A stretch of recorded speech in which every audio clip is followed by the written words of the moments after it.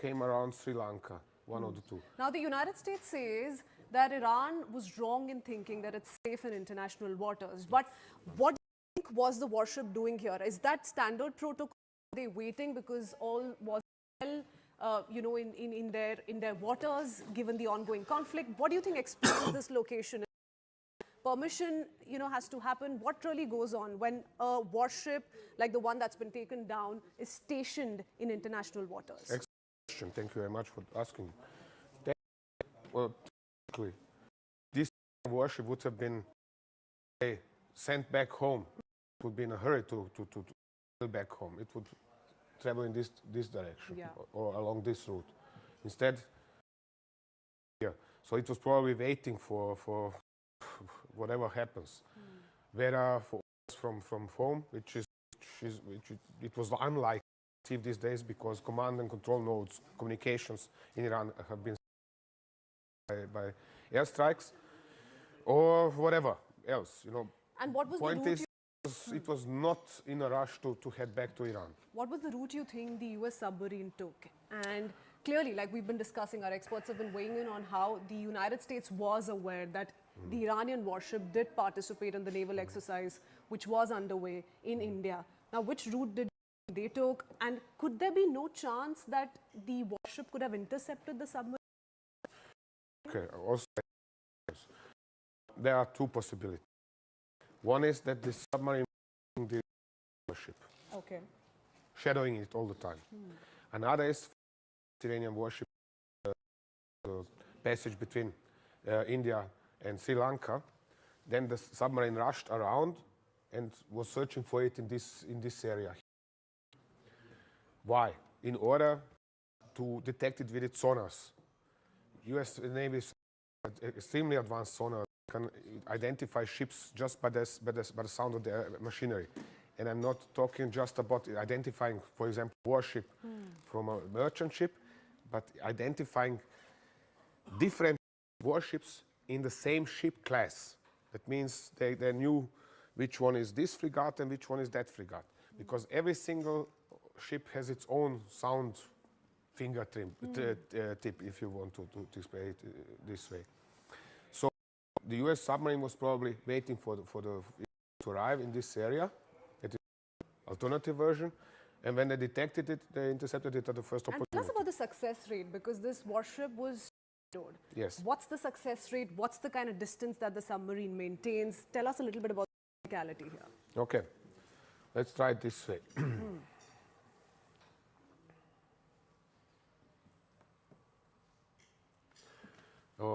Set up everything. So, you have the water surface. The ship is somewhere here. The submarine is somewhere here. Yeah. So, the submarine is primarily using its sonar, which is installed in its front part. And this can detect such a frigate from 40-50 kilometers away. Okay, 40, if not even if not even further. Depends on how well is the or how poorly it was the hull and the machinery constructed. That is the first thing. Then it approaches. Usually, the submarine is searching to approach from the front of the enemy, of its target. So that would be from a bow. This is the profile. This is from a bow. Why? Because torpedoes have it easier to strike from the front. Okay. Yeah, that is the first point. Second point. So now, from what distance? Gauging by the periscope, I would say from something like 3 or 4 kilometers away, which is quite close for modern combat. And the accuracy is such, you're telling us that it was difficult to intercept this one? No, on the contrary. The submarine has probably used one of Mk-48 torpedoes, which are sound guides. Means that they're tracking the ship by its sounds. Yeah. Also using sonar. And one point is, and they are also wire, which means the submarine, the crew of the submarine can guide the torpedo into the ship. That is one point. The other point is that this torpedo is programmed to detonate under the hull of the in order to break its back. Why? Because in such case, exactly what I said, an enemy ship or target is instantly sinking. Yeah. That's where we sort of have to agree with the Pete is that the warship or Iran was wrong in thinking that, they're safe in international waters. Possibly they didn't see this coming through. We'll come back to you, Tom. Over to Akanksha for more breaking news. Latest, as we said, that this will not be taken lying down in the Indian current political climate, and Congress leader Pawan Khera is continuing with his war of words, criticizing Prime Minister Modi's Mahasagar vision. He's called it ineffective, as this US strike in the Indian Ocean has exposed India's inability to assert control, is what Pawan Khera is saying. He also goes on to say that India is being sidelined with the United States and Israel now operating without any control. They're operating freely, undermining our own sovereignty in the waters, the national security. This while Prime Minister Modi's silence amounts to an anti-national stance. Let's quickly take that forward with Pallavi Ghosh, who's joining me with the details. Pallavi, as we've been discussing, not a statement or any form of condemnation is certainly going to backfire for the government. It seems as it's already being indicated. Well, Akanksha, right from the beginning, the Congress party has been extremely critical about the way the entire events have folded out in the Gulf on Israel and Iran issue. And in fact, they have accused officially also the BJP and the Prime Minister of clearly taking sides. I mean, if you look at that extensive note which went out by way of an article by Sonia Gandhi, she very much condemned the government stand, saying that there should have been a sympathy and you should not embolden countries like Israel and America who are showing their brute power by assassinating the supreme leader. So having taken that stand, they are going to use every opportunity to keep on questioning and re-questioning the foreign policy of the government, accusing the government also of bending backwards to please America, whether it was the Indo-US trade deal, whether it was earlier on the Operation Sindur narrative, and even now with the events which have played out as far as an attack on the Iranian ship is concerned. Again, multiple questions being raised by the Congress party through Pawan Khera is that what kind of a foreign policy are you showing? We are believed to be non-aligned. We do not pick sides, but over here, the continued silence of the External Affairs Ministry and of the government itself is a very disturbing sign. So come Monday, when Parliament session begins, this is going to be a big issue which the Congress will use to gear out the government. All right, many thanks to you, Pallavi, for bringing us all those latest inputs. Let's quickly go across to some more breaking inputs coming in. These ones are from China. This is China's Foreign Minister Wang Yi has said that China will send a special envoy to the Middle East to help mediate as regional tensions are escalating further. In fact, let's quickly take that forward with our guests who continue to stay with us. Let me quickly finally go across to Ambassador Dror Aidar. Ambassador, thank you for so patiently awaiting your turn. If I could quickly bring you in on the kind of Chinese sentiment that we are observing in the last 2 days. First, there was a word coming in from the Chinese foreign minister over to the Israeli counterpart, Minister Gideon Sa'ar. He's reminded them that the talks were very much on when the attack happened, and now China is willing to send their envoy for mediation. Do you think that the United States and Israel are willing for mediation at the moment? Good morning from Israel. I think it's a joke. It's a joke because you were speaking for a quarter an hour about the sinking of the Iranian frigate in the Indian Ocean. You know that the Iranian were risking your oil transportations. And we are speaking about a state, an entity that is a terrorist entity. We speak in a very diplomatic words about an entity that used to threaten every normal power or state in the world, not only Israel or America.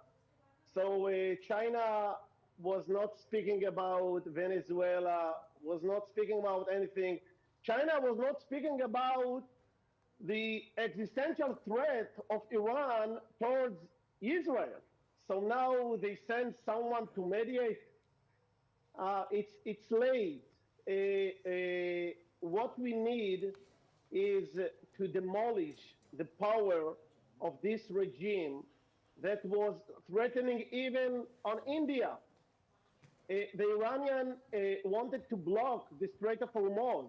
You know what are the implications economical implications and other implications for India. So what America did in the last 24 hours, it's very good for also for you guys. I understand. All right, that, Ambassador Haidar, we have some more fresh inputs coming in. We will continue with that discussion, but for now, let me quickly toss over to Krithvi.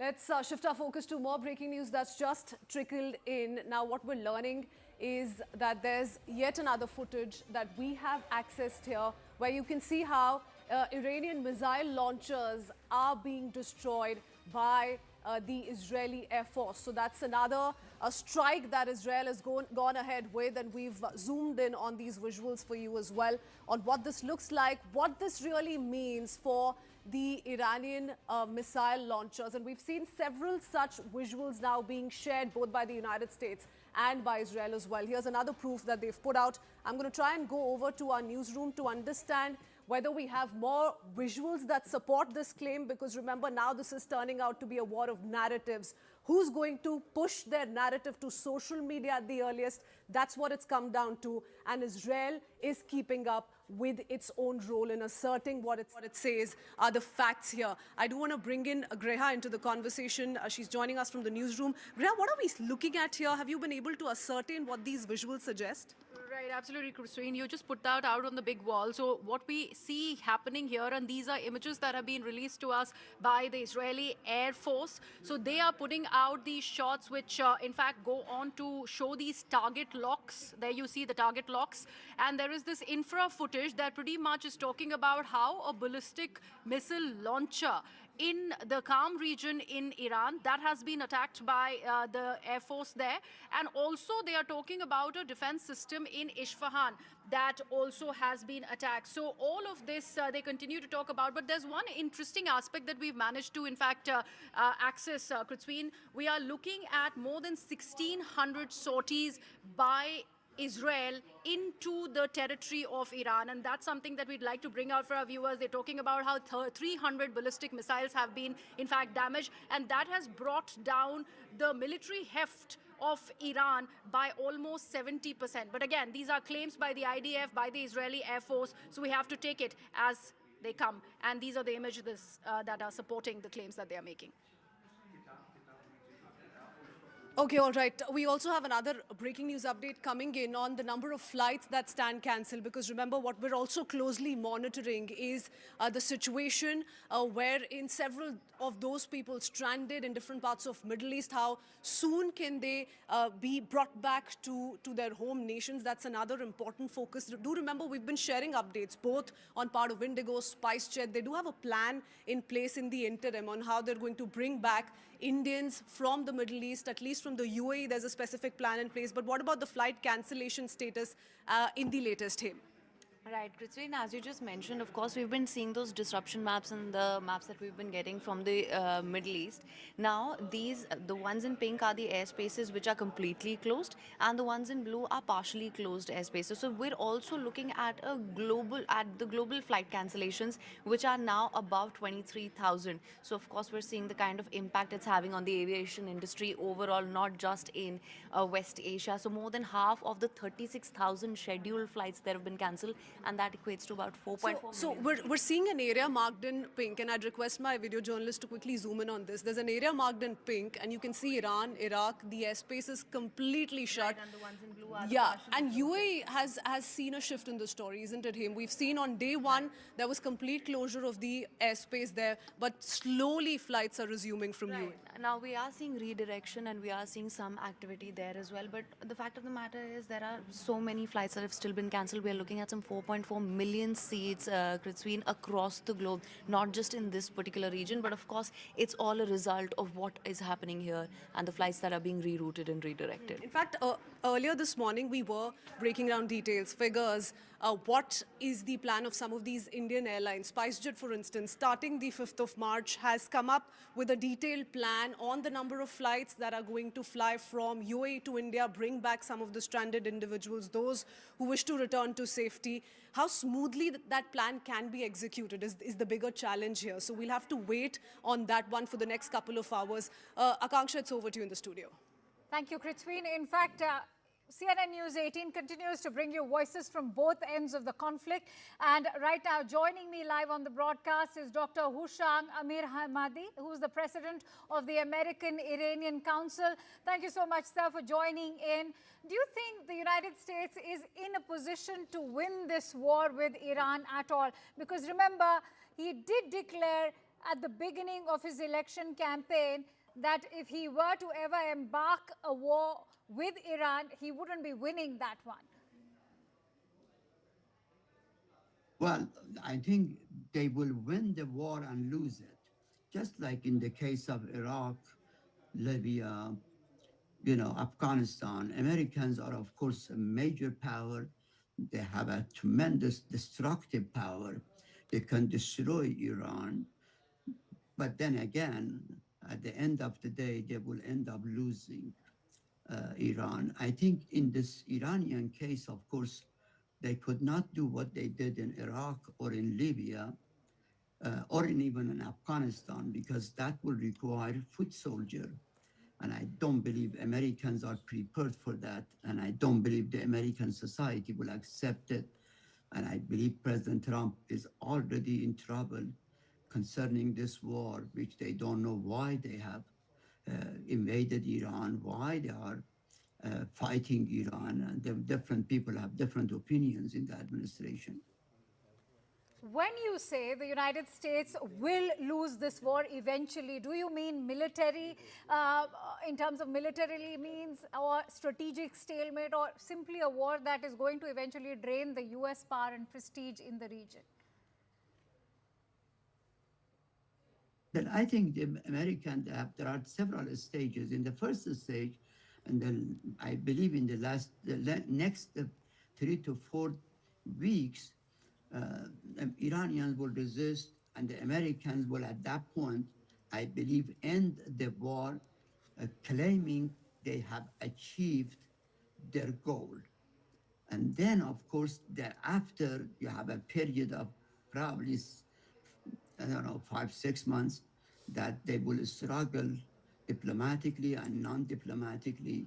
The problem is, unfortunately, whatever the America does, I think America will lose Iran for a long, long period, probably 50 years. Listen, back in 1953, the US, with the help of Britain, made a coup in Iran against Prime Minister Mossadegh. For 80 years after that coup, Americans are still paying the price for it. The cost of that coup still is with the Americans, and I think this is the point. Yes, they can overthrow a regime, they can make a coup, Okay. they will destroy a country, but at the end, I believe they come out loser. You know, many critics are already questioning Iran's own preparedness for a long, protracted war. Do you believe that Tehran is adequately prepared for a long war?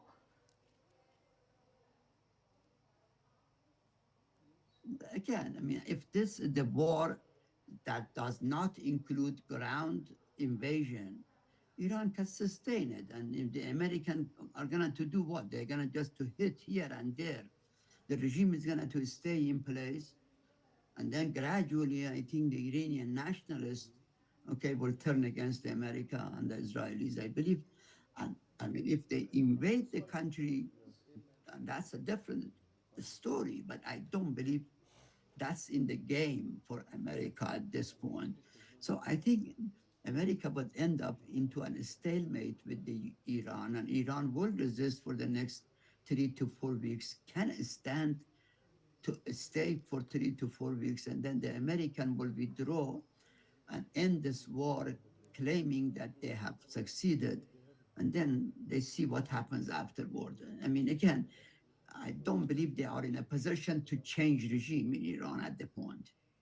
Dr. Amira Hadi, it's interesting you spoke about the need for a ground incursion for the US to win this war. So if the US does embark on one, do you believe that Iran's geography will make it difficult for US to win this war?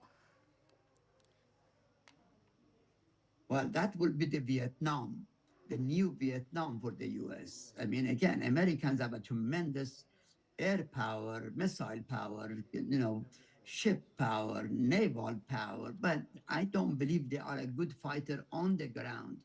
Americans have shown that on the ground they could immediately probably win something and then they lose it. We have seen it in Afghanistan, in Iraq, and elsewhere. And Iran is a much larger country, 92 plus million, of which 75 million are over 16 years of age, and a geography that is extremely difficult and complicated, and a history and all that. I don't believe that Iran can easily be taken over by America. It's just not what is going to happen. Okay. Dr. Amira Hadi, my last question. Well, Americans are thinking in terms of the Kurds. Right. And so some... let me, in fact, ask you my last question. Donald Trump has indicated that Americans may not want to put boots on the ground. Is a conventional American victory then even possible without a ground invasion? Well, Americans are thinking in terms of the Kurds and some Iranian dissident groups that are at the moment outside the country. If these forces are used as a ground force in the country and Americans are not with them, they could be easily defeated and destroyed. I think if Iran is in a position to hold on to the country, but after all, Iran means Tehran. Unless the U.S. takes over Tehran, it is not going to help anything for the American, will not be any helpful for America. Tehran is 12 million people. At least a few millions of them are going to stay and fight back. So I don't know what American plans are. This is not a small country. That's not a small city. Tehran is going to stand, and as long as Tehran stands, the regime is going to stand.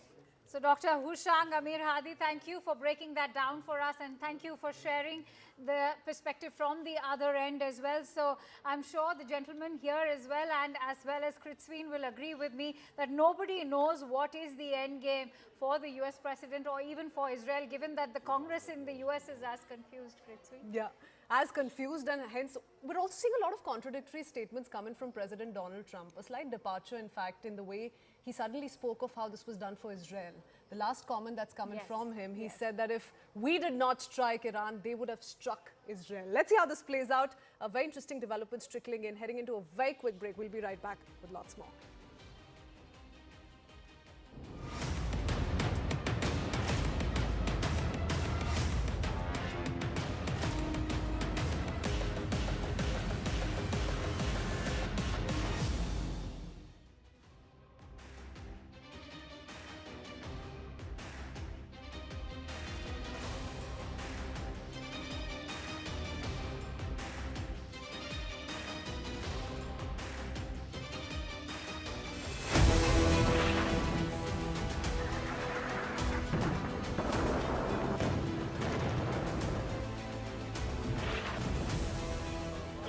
Devastation, a direct hit by a missile. Picture is that the US is not able to defend.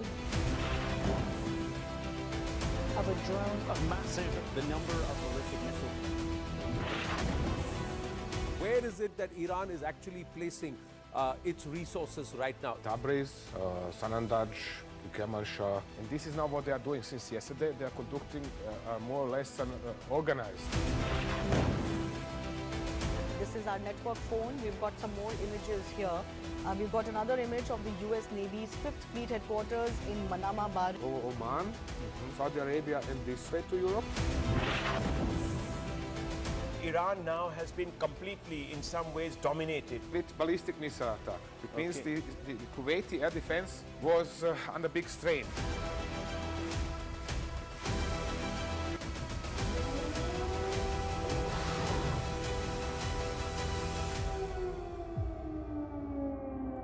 Navy submarine has torpedoed an Iranian frigate. We are talking about Iris Dana. This has happened off the southern coast of Sri Lanka in the Indian Ocean. Now, Iranian vessel, and this is what we are looking at as the war has spilled into our backyard. This is US Navy submarine sinking an Iranian frigate off the southern coast of Sri Lanka in the Indian Ocean, and that's where this has happened. And we are putting these graphics out for our viewers. Iranian vessel has been identified as Iris Dana. I just mentioned this. It's a guided missile frigate of the Iranian Navy and also pretty new. This was the latest that the Iranian fleet really had. This warship was sunk by a torpedo that was fired from the American submarine, striking the ship in international waters. And they have mentioned it. Pete Hegseth has gone on record and they have said that even though Iranians thought that their vessel would have been safe in international waters, clearly that was not the case. Sri Lankan authorities reported that 32 crew members were rescued. Others are missing or presumed dead. Here's where the problem really lies. As far as the Geneva Conventions, even if international waters are used in a war situation, the first thing that should be done is look for survivors. But the US submarine just left after torpedoing the Iranian warship. The strike part of the broader US military operations has been targeting Iranian military capabilities and including naval assets. And this one, of course, comes in line with exactly that. And that's why this is worrying. Certainly, a response by the Ministry of External Affairs is still pending because remember, the Iris Dana was, of course, returning from the IFR. It was an Indian multilateral exercise and it was returning from Visakhapatnam when this strike was carried forward. And how this is something that we would like to take this, in fact, forward. All right. So in the studios, we are joined in by Major General Sanjay Meston and also joined in by Ambassador Prabhu Dayal on the broadcast as well. Many thanks to you, gentlemen, for joining in. Major General Meston, if I could quickly bring you in on the spillover effect of this war. You know, so far, Indians had this at the back of their mind that this is so far limited beyond, say, Pakistan at the moment.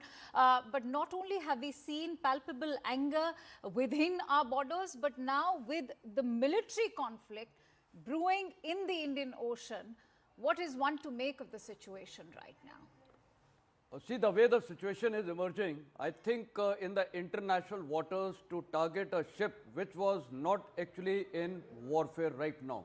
It was coming after a review in the international, naval review in Vizag, that to the Indian port, and in which multilateral number of nations had participated. And obviously it was way back home. And yes, its role would have been, I think it's a destroyer, I think its role would have been to be involved in the Persian Gulf area, there was no doubt. But targeting it at the international waters, which is just 37 kilometers southwest of Sri Lanka, I think that sends a very wrong message. And then not evacuating casualties is also a matter of concern because these are Geneva Conventions which are laid down. And I think once you have done this, it is a moral duty to, and I must compliment the government of Sri Lanka. I think they have done a good job by taking on their role and evacuating so many of the dead and injured. And I think about 80, large number of survivors were also shown in a bad condition. So this shows that in our part of the world, especially in Sri Lanka, India, we have a humanity also into mind, which is very, very important factor. So well done to Sri Lanka. Okay. And I think the way situation is unfolding, another thing, which strikes my mind is,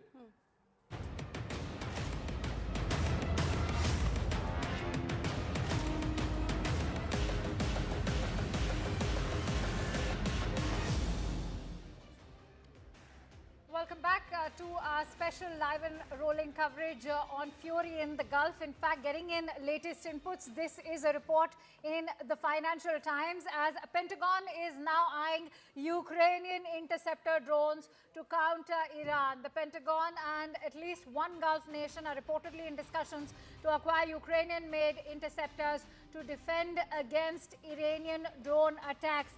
In fact, Prithvi is going to take this forward with our in-house guests as well. Ambassador Sajanar, if you could quickly in the meantime weigh in on Ukraine now inadvertently getting roped in, getting sucked into this conflict. What could this mean for the wider Western forces? Yeah, thank you, Akansha, for that question. As far as these Shahid drones that are being used by Iran against not only Israel but also against shipping in the Gulf and also against the Gulf countries. We know that Shahid drones in the thousands have been given to Russia, and they have been used by Russia against Ukraine. So for the last at least 3 years, if not more, the Ukrainians have had the experience of dealing with these Shahid drones, Shahid 136 drones. And so it would be possibly Ukraine has also got roped in, because the Americans would have said, you have experience. Ukraine itself has offered that they have experience of dealing with these drones and neutralizing these drones. So I think that is going to be also become a facet of this conflict as we see it going forward. General Kochhar, quickly to you, what's really happening when it comes to the Iranian attack? Now we're seeing missile launchers be targeted. We're seeing these big claims being made by the Israeli forces. The United States says we're all stocked up. So all of that military muscle flexing is underway. But how much damage really is Iran sustaining, because they're in for the long haul, it seems? Christine, just have a look at the map of Iran and the terrain of Iran. You will find that on the northern side and on the northwestern side of Iran, and especially the Kermanshah area, that is the largest missile base of Iran. It's all underground. Missile cities are there. And I'll give you a small analogy to that. We saw it in Gaza also, the way the Hamas were operating through tunnels. It took Israel 3 years, and still they have not entered each and every tunnel and demolished the capability of Hamas. So I think when we talk about capability of the missile power or the US capability to demolish the missile strength of Iran, I think it's not more than 20% as of now, because a massive infrastructure is still available with Iran to carry on this war for at least 4 to 6 weeks. All right, Major General Kochhar, hold on to those thoughts, because when you talk about how long this could last, do incorporate the Iranian point of view. Syed Abbas Araghchi, the foreign minister of Iran, seeing red, because he said that the US has perpetrated an atrocity at sea 2,000 miles away from Iran's shores. Frigate Dana, a guest of India's Navy carrying almost 130 sailors, was struck in international waters without warning. Mark my words, the US will come to bitterly regret precedent it has set. Ambassador Sajjanhar, this is also a warning over to India with regards to what could happen next. Well, you know, it was in international waters, as Foreign Minister Abbas Araghchi has said. It was not in India's territorial waters. And this ship was in the vicinity of India. It was in the neighborhood of India, so that's a matter of great concern. But I think what Foreign Minister Abbas Araghchi has said, it's setting a precedent for, you know, what could happen. That means if there are hostile naval vessels or in international waters, then even terrorist actions could take place against them. And they would also become attractive targets for such actions, and that would set a very bad precedent. And here it would not only be hostile in the traditional sense, but all those who have been supportive. Like you would see, as far as Iran is concerned, it has been hitting out, it has been shooting at all the Gulf states also. So in a manner of speaking, since they have got bases of the United States on their territories, they have also been categorized as hostile powers. But of course, Iran is trying to reach out to them, saying that their hand was forced because the United States was attacking them. But that doesn't explain why they had to go after the do you sense civilian. a little bit of an instigation or a provocation is also underway here? Is that the card that Iran is now trying to play? Tom, if you could quickly join me here. Let's try and decode this. What are the Iranian officials saying at the moment?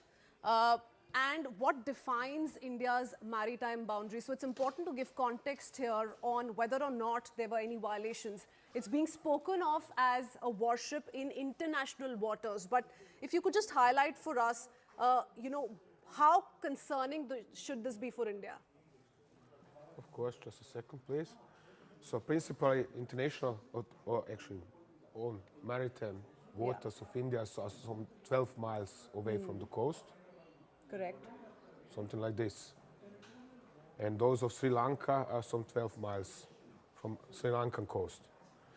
And within this area, according to international laws, there is supposed to be no foreign military vessels without previous announcement.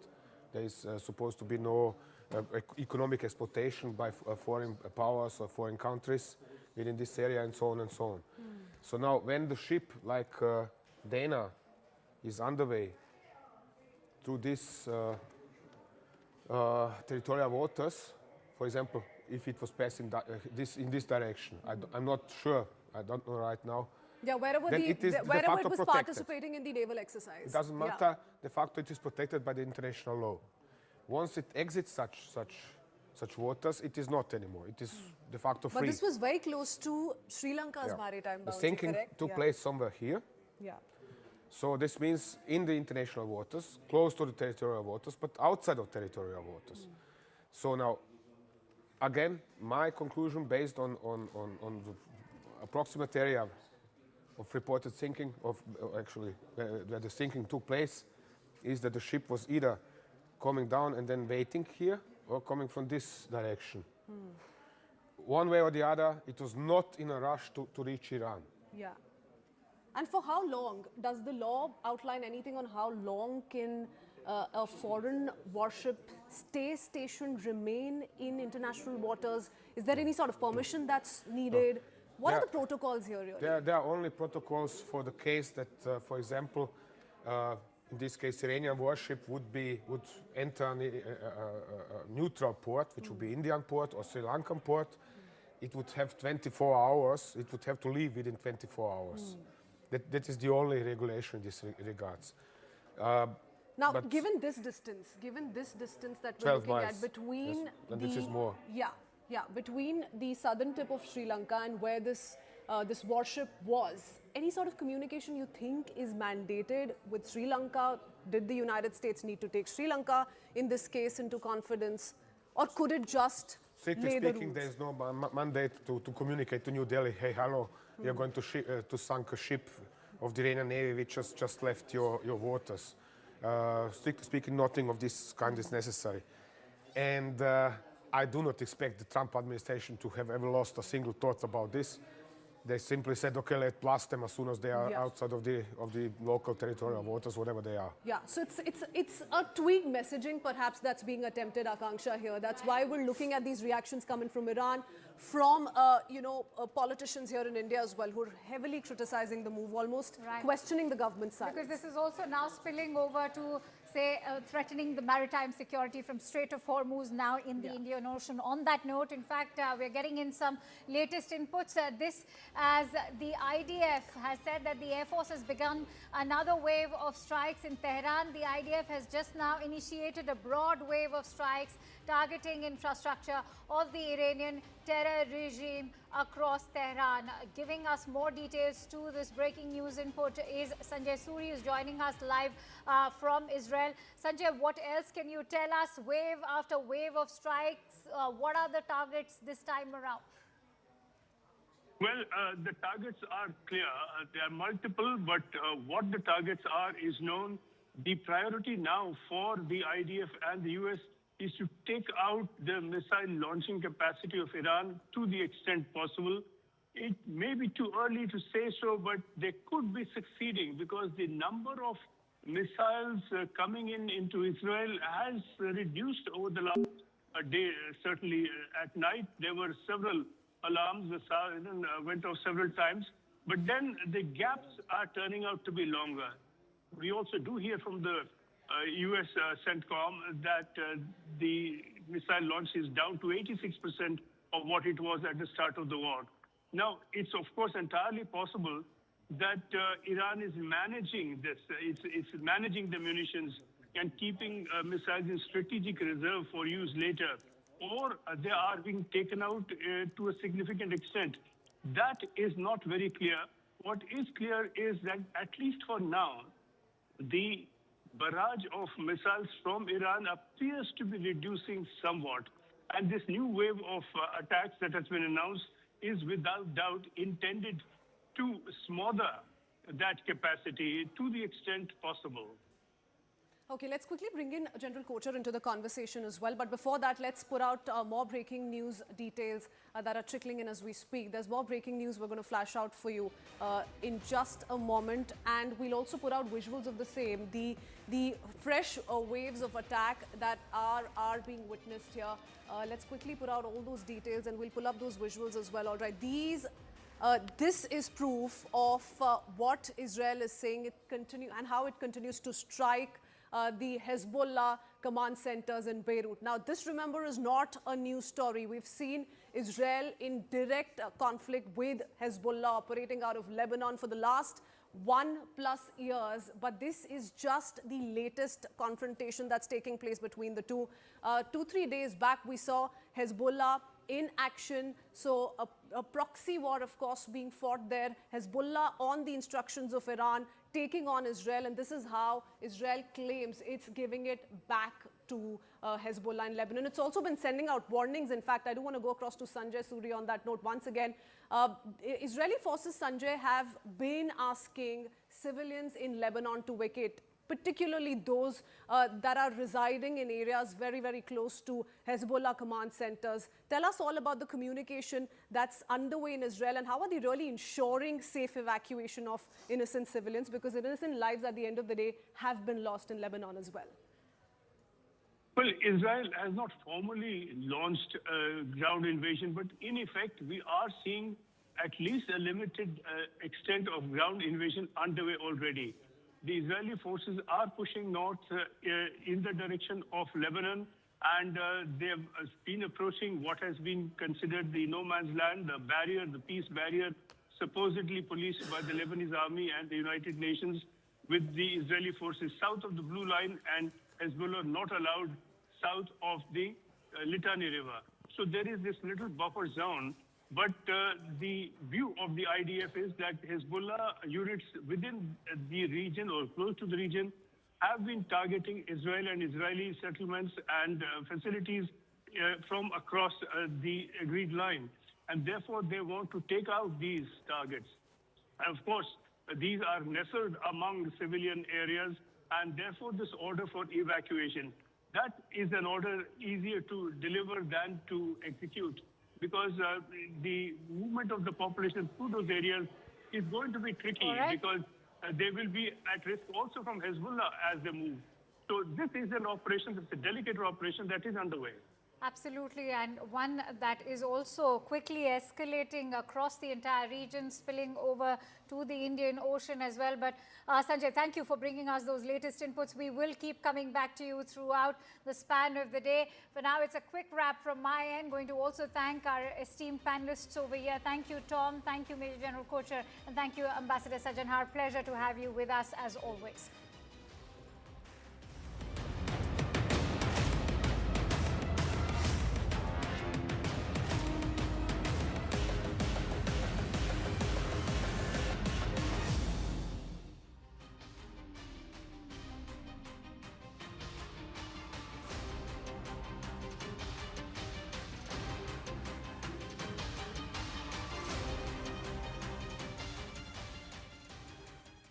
Navy submarine has torpedoed an Iranian frigate. We are talking about Iris Dana. This has happened off the southern coast of Sri Lanka in the Indian Ocean.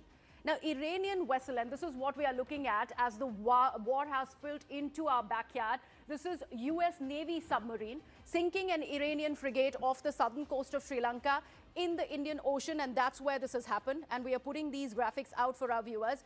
Iranian vessel has been identified as Iris Dana. I just mentioned this. It's a guided missile frigate of the Iranian Navy and also pretty new.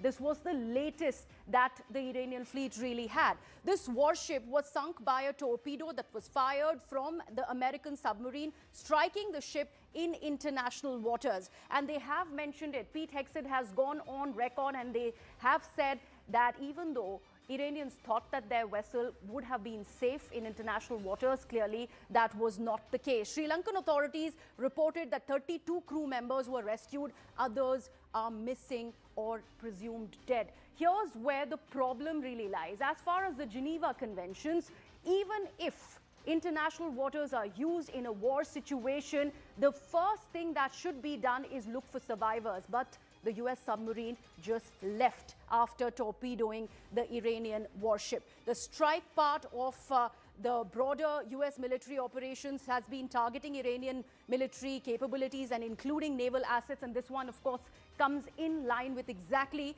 that. And that's why this is worrying. Certainly, a response by the Ministry of External Affairs is still pending because remember, the Iris Dana was, of course, returning from the IFR. It was an Indian multilateral exercise and it was returning from Visakhapatnam when this strike was carried forward. And how this is something that we would like to take this, in fact, forward. All right. So in the studios, we are joined in by Major General Sanjay Miston and also joined in by Ambassador Prabhu Dayal on the broadcast as well. Many thanks to you, gentlemen, for joining in. Major General Miston, if I could quickly bring you in on the spillover effect of this war. You know, so far, Indians had this at the back of their mind that this is so far limited beyond, say, Pakistan at the moment. But not only have we seen palpable anger within our borders, but now with the military conflict brewing in the Indian Ocean, what is one to make of the situation right now? See, the way the situation is emerging, I think in the international waters to target a ship which was not actually in warfare right now. It was coming after a review in the international, naval review in Vizag, that to the Indian port, and in which multilateral number of nations had participated.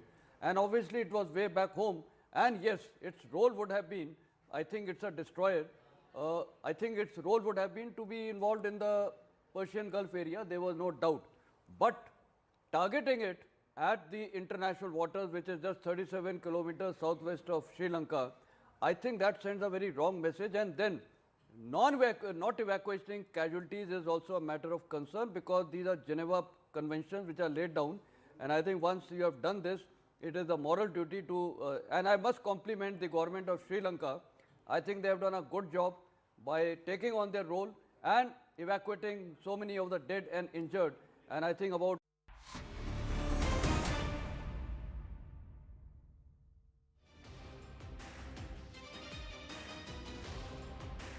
Namaste, Jai Hind, and welcome inside the war room with Tom Cooper. And of course, we've got Lieutenant General D.P. Pandey. He was sitting there on a Zoom window. He said, come into the studio and let's talk and let's war game what's going to happen next. Viewers, quick check of the headlines at the top of this hour before we take this forward.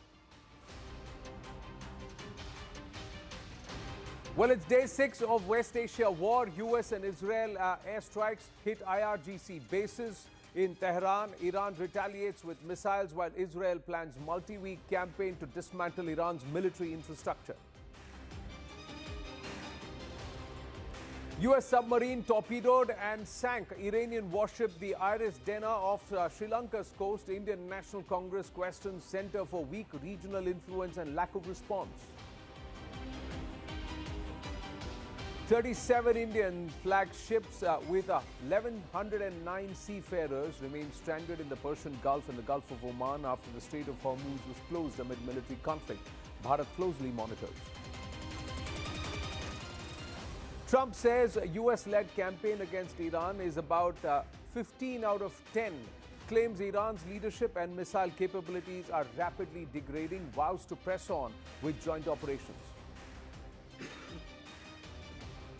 Canada's Prime Minister Mark Carney says Ottawa can never categorically rule out military participation in the escalating war, calls US-Israel strikes inconsistent with international law.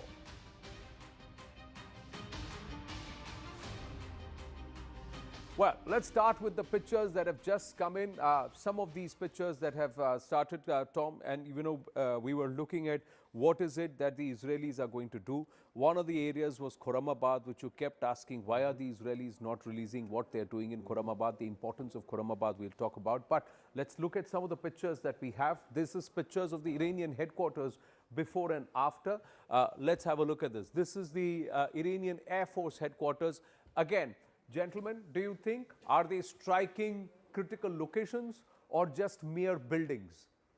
Because would these have been vacated, or these are important command and control areas? This is before and this is after. Clearly there is significant damage that has been done. Yes, Tom? I can even point at the, yeah. If you take a look at what is the building looking before, yeah, and then what is it looking after. Obviously there was one strike here, yeah, another two possible strikes in this area. Right. So now, theoretically, all the armed forces around the world have the procedure that in the case of war, all such buildings have to be emptied. Everybody must go out, take their equipment with them, and disappear. In practice, this is sometimes applied and sometimes not at all. And especially in the case of Iran, we have seen this in June last year when the IRGC did not let the armed forces out of their barracks, and some of them were hit inside the barracks.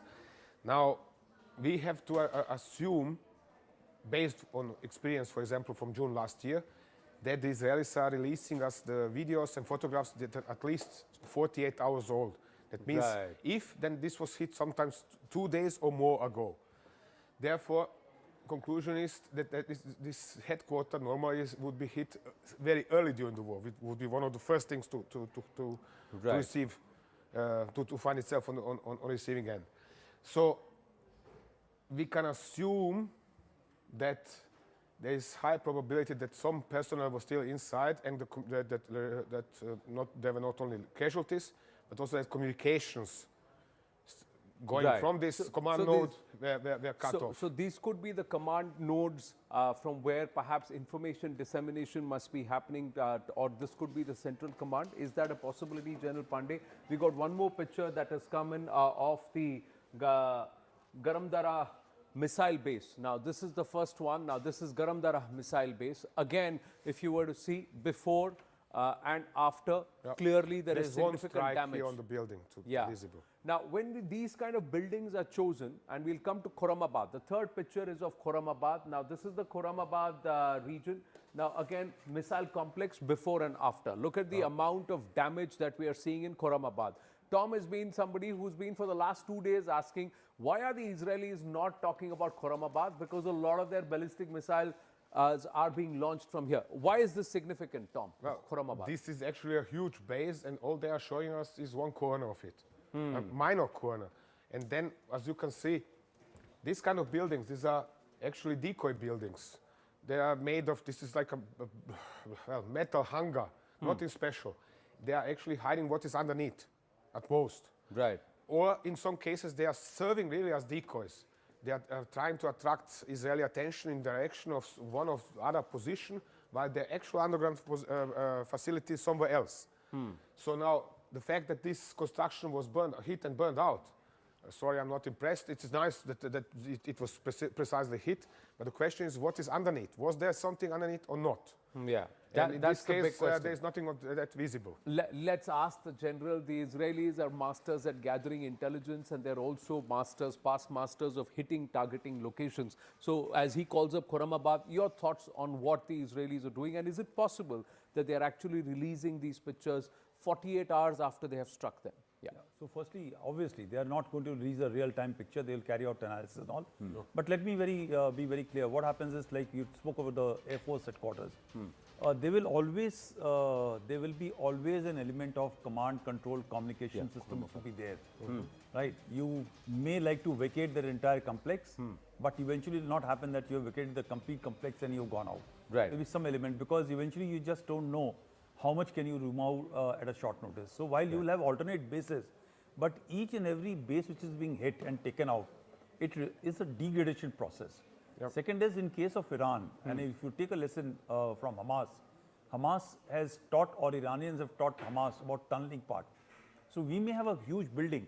Right. Like Pentagon, when you talk of Pentagon, Pentagon is just about 5 floors up, but you don't know what how many floors deep it is. So majority of the shots which they will release, you will see a puncture which is going through.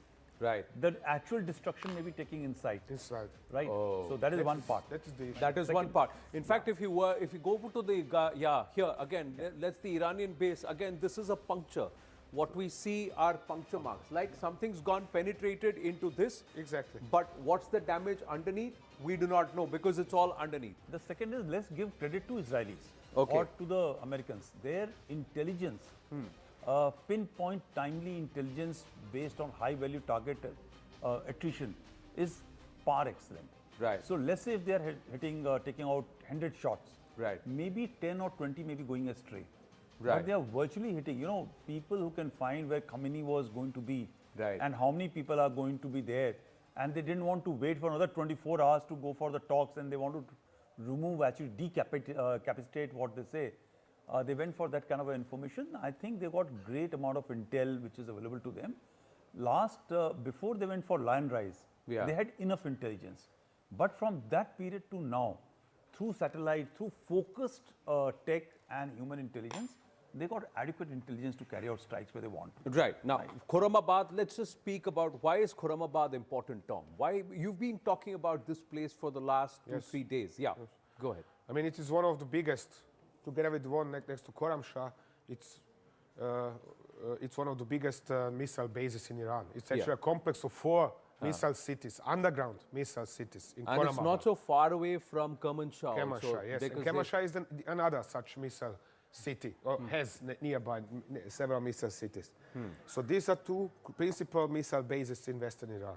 So they are crucial. They're responsible for most of missile strikes on Israel. So if they are able to negate the launchers here, yes, and also perhaps a ballistic missile dump or a base that is there, will this set back Iran's ballistic capabilities? Well, that is what I'm expecting to see all the time, already for days. I'm waiting to see, look, there are videos and strikes on these missile bases, but I see very little of it. Occasionally there is one or another video of hits on these commercial trucks, which are looking exactly like Iranian missile launchers, at least for the type of missiles fired at Israel.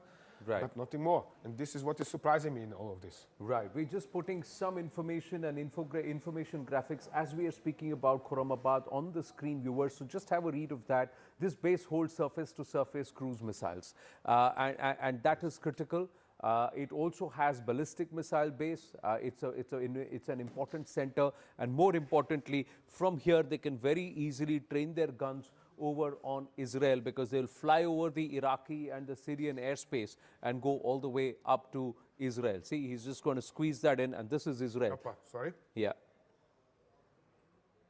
So, to show you that, why is it important? Because it's the closest area from Iran to Israel. From Iran to Israel. And that's why you will usually see northern and central Israel that become the targets for these ballistic missile attacks, because they fall well within the range. It is something from like 1,000 kilometers from border to border. Of their medium ranges are supposed to be about 2,000. But effective ranges, if you look at it, is about 1,500. Right. And when you fly across, when you see the land border exactly between Israel and Iran, it comes out to be about 1,000 kilometers. 1,200 kilometers.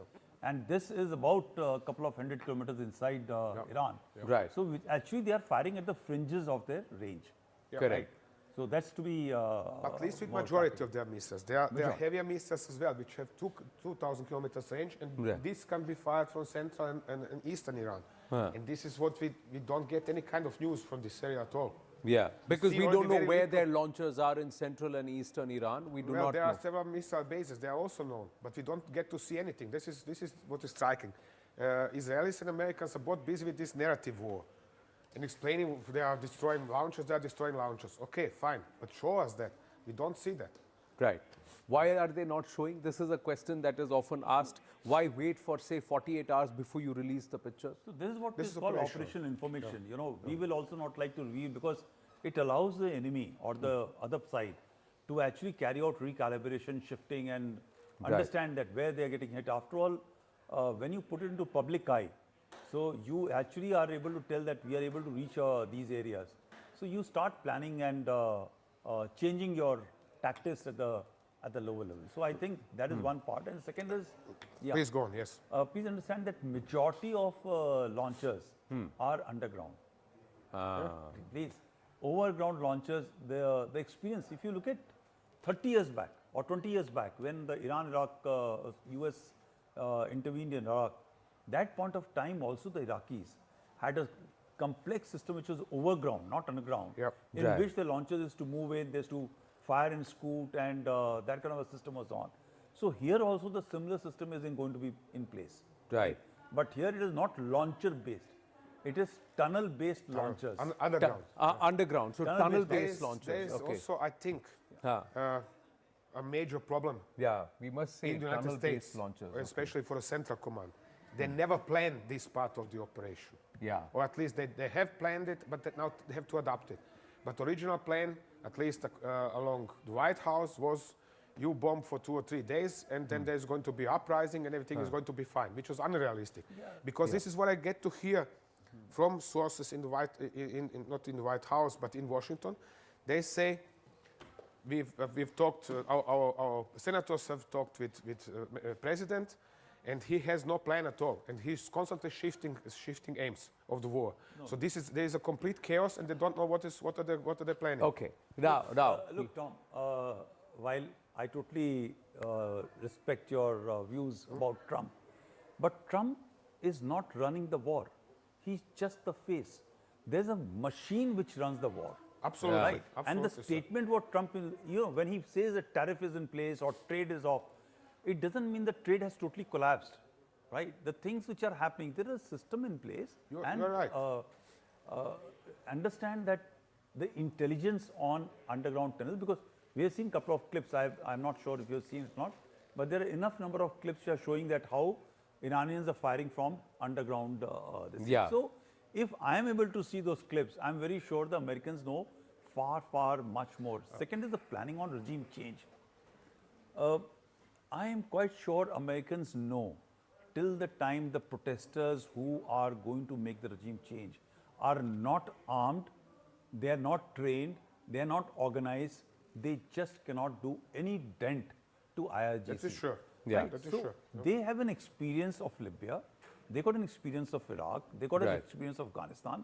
Do you just suddenly think that they will imagine that where they had people who were armed and they were with them, suddenly they can land up in Iran where the protesters are common citizens who are coming onto the street without weapons, without anything, and they will be come up to, there's nothing which is organized. Right. Right. And I think the American aim, they may say anything on the top. Right. Is not regime, it is regime degradation. You are absolutely right. I agree with you really without any reservation. They need to take out the ballistic missiles, just adding, they need to take out the nuclear weapons, but for the Americans, they need to ensure that Hormuz is blocked for some time. It is a larger geopolitical aim. We are talking of two different sets. Geopolitical aim of Americans are totally different than what the Israelis' military and political aims are. Correct. They are not aligned. Sir, permit me just one more remark. Yeah. I'm in absolute agreement with you. Really. Thank you. No dispute about this. I'm just adding details which point to specific patterns. One detail is there was no planning for more than 3 days. Okay. This is meanwhile sure. I mean, there was no planning. General is going to be able to confirm every armed force, any professional armed force has planned for anything, for almost any eventuality. Right. So there was a plan probably for this kind of operation too. So, but they now had to adjust this plan to the developing situation. That is one point. On the other hand, General is very kind and expecting competence from the American generals. Excuse me, sir. You shouldn't forget that in the last, 1 year, Trump has undertaken a lot to degrade this competence. Right. Yeah. That is the problem. Now, I will like the Indian public to listen to this, at least not in the case of Indian generals. Right. Now, the Indian generals think very differently. Now, his book on 88 hours, Operation Sindur, chronicles what the Indian military think tank did, but they would have gamed, at least the Israelis would have gamed for an eventuality like this. Are another story. They're a different story. The American generals would have also gamed to a certain extent what their objectives would be. Sanjay Suri is with us. Sanjay Suri, you're in Tel Aviv. Just want to quickly understand from you, how many times are the sirens going off? Are the Iranians still continuing their wave of attacks? It's fewer now. compared to the first couple of days, we are hearing fewer sirens. There were 3, one after the other through the night last night. None since then. And the last day or so also there has been a reduction. So the experience on the ground here would appear on the face of it to match the claim from CENTCOM that the launches from Iran are down 86%. Whatever the precise percentage, they are down and they appear to be down substantially. What we don't know is what you're all really discussing and seeking to unravel. Right. Whether this may be a strategic move by Iran to hold on and to manage munitions and to launch them at a time of their choosing, or whether there is any significant degradation. This is something we do not know yet. We do have claims, we have counterclaims. At the moment, we certainly cannot say that this is the beginning of a linear reduction. Yeah, of, I see cars behind you, I see clear skies behind you, and you're saying the number of times the sirens have gone off and the Iranian assault towards Israel has come down over the last 24 hours. Now, does that mean that their ability to assault and penetrate has been reduced, or are the Iranians recalibrating at this point? We'll have to wait and watch, because there are these phases in an ongoing war or conflict where things will perhaps oscillate, and you would not know what the other side is doing before they come with a countermeasure. Let's quickly shift focus and bring in. Thank you, Sanjay. Stay safe, please. Yes, General Saab. Yeah. You see, there are stages of operations, right? So let's say stage 1 of operation was to actually involve all the Gulf countries, create chaos, respond, kill, and be able to show to their own people that you are capable of responding to what is happening on the scene. And now you are taking positions and changing a posture. So that phase 1 is off. So what Sanjay is saying, that they may be keeping some forces out, and the next stage will start happening of carrying out strikes when it should. But what challenge with Iran is that Iran is encircled. Iran's military industrial complex is not so vast and entrenched. So besides making drones, which will be much more low cost and effective, their capacity to make ballistic missiles is going to be actually degraded. And if I'm not wrong, Israelis and Americans are trying to hit all those places where those things were being made.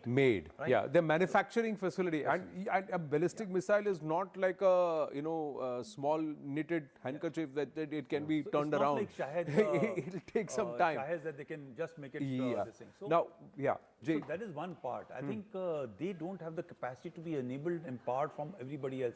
Americans can ask the Ukrainians that we want more interceptors. Where does Iran go? Yeah, he doesn't have any option. No, and the Americans will also take time to ship those interceptors, just as the Iranians will take time to build those ballistics. So both sides will have a logistic and a manufacturing issue. Although we've got pictures of the kind of extent of damage that we've seen around Tehran on the 3rd of March. These are pictures coming on from the 3rd of March. Huge amount of damage that's happened into commercial and also perhaps some residential areas that have been hit. Let's just quickly shift focus, viewers, and then bring it closer to us, because this is now in open international waters and there is a huge amount of debate closer home. This is the frigate that was blown up, General and Tom Cooper, and we'll just call the graphic here of the exact location where this happened.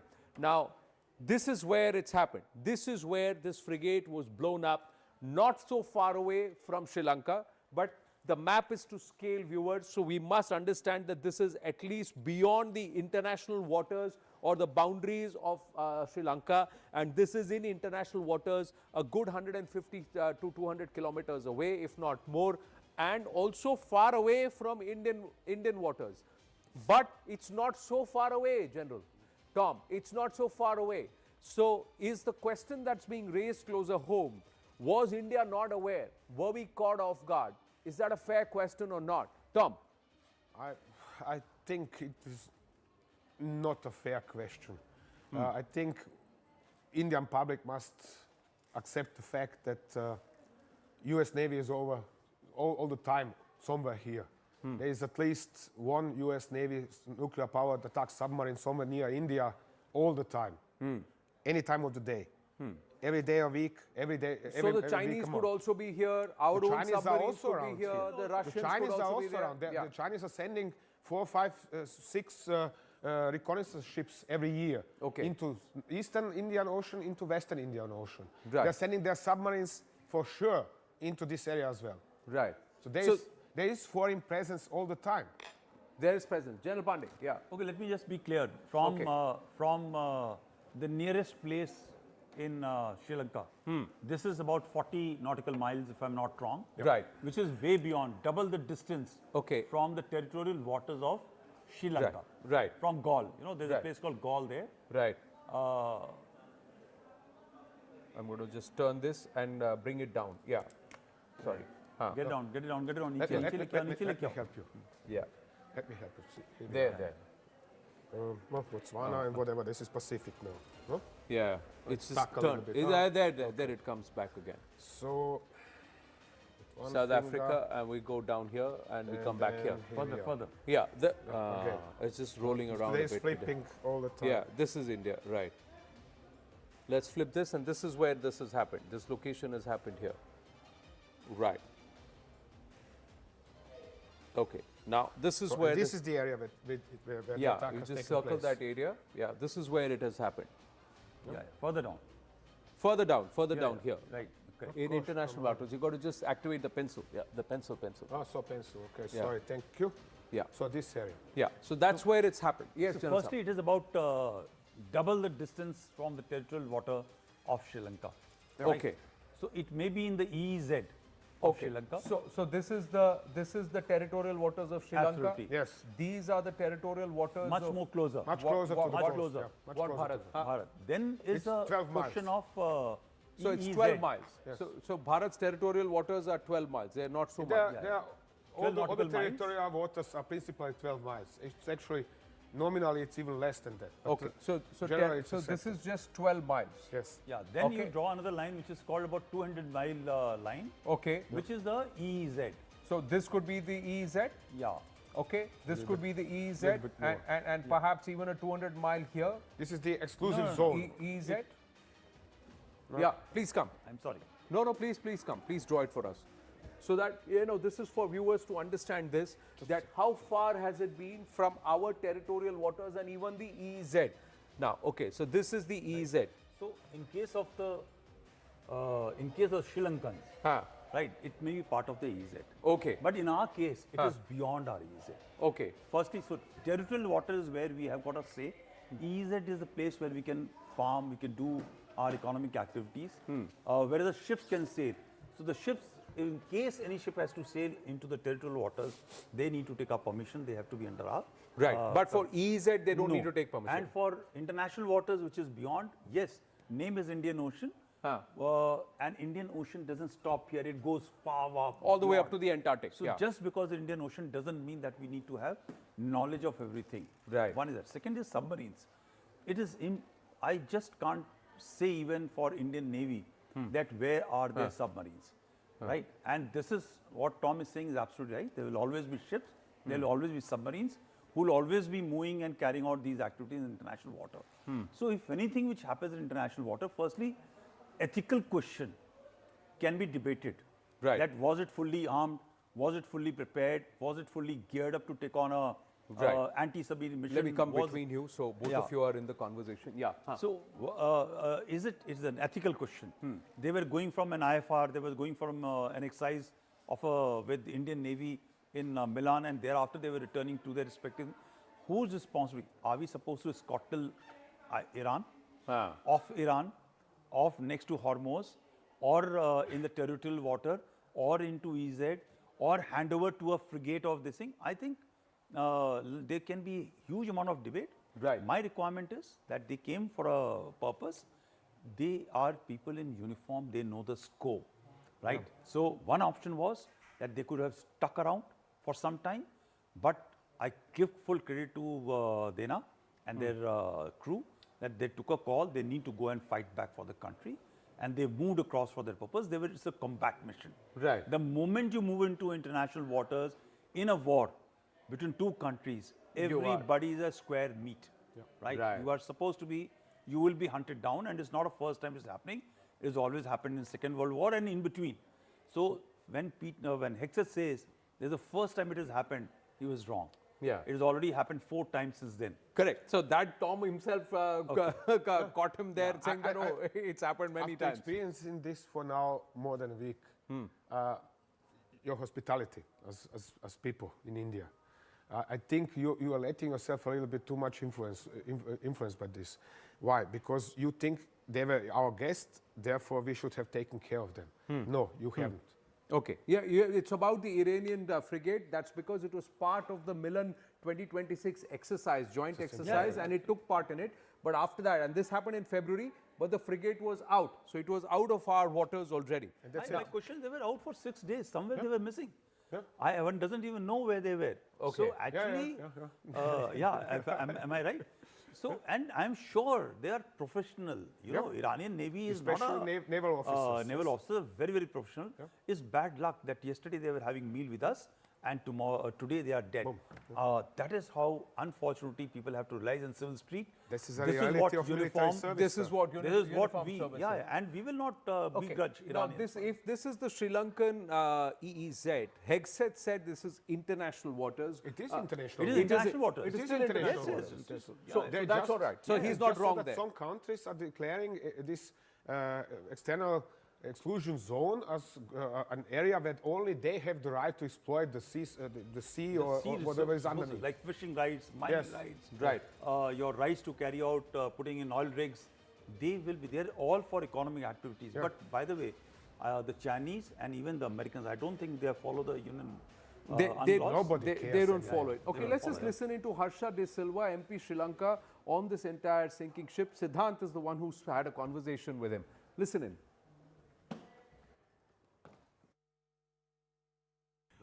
So yesterday in the Indian Ocean, in international waters, a torpedo, American submarine, hit the Iranian Navy ship, which was sailing back to Iran, and distress call was issued by the ship, and immediately the Sri Lankan forces, Coast Guard, Navy rushed to rescue the people on board. If I'm not mistaken, 30 of them have been rescued and 100 of them are still missing. Talk to us a little bit about this, and what is your government's position on American submarine hitting at Iranian ship in the Indian Ocean? Well, it's disturbing, obviously. The Iranian ship was hit outside of sovereign territory. It's about 12 nautical miles. But this was at around 40 nautical miles, which means it is within extended economic zone, exclusive, and also within our search and rescue area.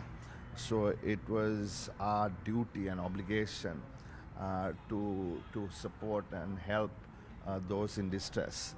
So Sri Lankan Air Force and the Sri Lankan Navy deployed assets to rescue those who were still alive and brought to the Karapiti hospital in Gaul. So we did what we had to do. Now the issue is this ship, we understand, was in a fleet review exercise with many other navies at Visakhapatnam. And I don't think, had any idea it was in the south of Sri Lanka in Gaul. So that, from what I understand, was a surprise, and only got to know when the distress call came. So we did what we had to do, rescuing human life in danger. So that's what we did. Right. Right. Yeah. There are talks happening. People are talking about that we should have launched our rescue. Yes, we should have. We should have. But by the time they were reached, all these actions have been done. The Sri Lanka was the fastest, closest. And they said that they had the obligation because it was within 40 nautical miles. So look, it is an obligation anywhere. Even in international water, if you see a ship sinking, it is a responsibility of other passing by right. If there's a distress call, everybody has to will come, because now the ship is sinking. They are down. It's something like you're taking prisoner of war or refugee or saving people at seas. So then at that point of time, even the Americans would have been there logically, ethically, they were accountable to pick up the people who were out and trying to save themselves. Yes. Yeah. Tom? Yeah. The same. I You can agree? just confirm this. There is an obligation to save people who have called for help. So therefore, Sri Lanka was the first in place, and well, India can send its own aircraft and ships over there, but it's doubtful they're going to find this anybody. entire political questioning of why didn't India know, and oh, this war is coming so Why close didn't to India us. know? Excuse me. India certainly knows that there is a US Navy presence in the Indian Ocean. This is not new for 40, 50 years. When the Americans then decide to take action and sink Iranian Navy warship off the coast of Sri Lanka, India cannot influence this, especially not in the case where there is a Trump government in power.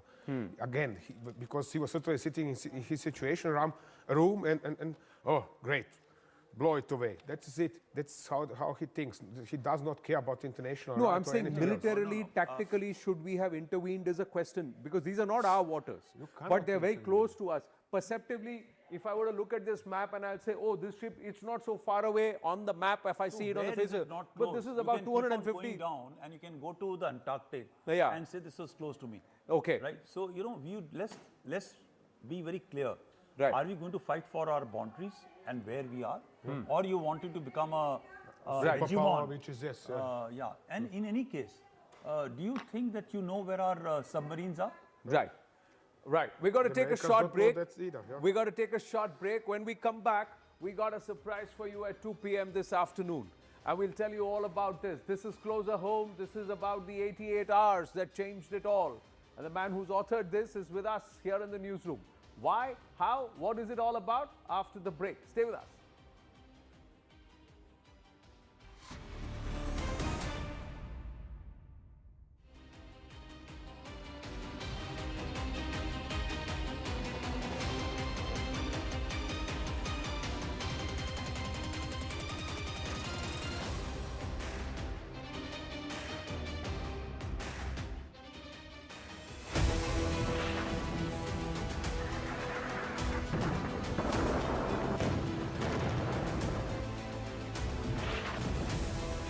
Complete devastation, a direct hit by a missile. Picture is that the US is not able to defend.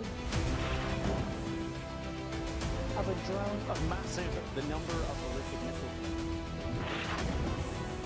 Where is it that Iran is actually placing its resources right now? Tabriz, Sanandaj, Kemal Shah. And this is now what they are doing since yesterday. They are conducting more or less an organized. This is our network phone. We've got some more images here. We've got another image of the US Navy's 5th Fleet headquarters in Manama, Bahrain. Oman, Saudi Arabia, and the Strait to Europe. Iran now has been completely, in some ways, dominated. With ballistic missile attack. It means the Kuwaiti air defense was under big strain.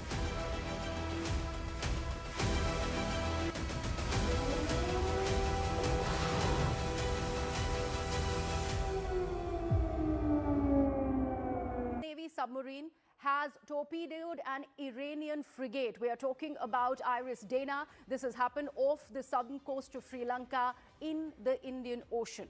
Now, Iranian vessel, and this is what we are looking at as the war has spilled into our backyard. This is US Navy submarine sinking an Iranian frigate off the southern coast of Sri Lanka in the Indian Ocean, and that's where this has happened. And we are putting these graphics out for our viewers. Iranian vessel has been identified as Iris Dana. I just mentioned this. It's a guided missile frigate of the Iranian Navy and also pretty new.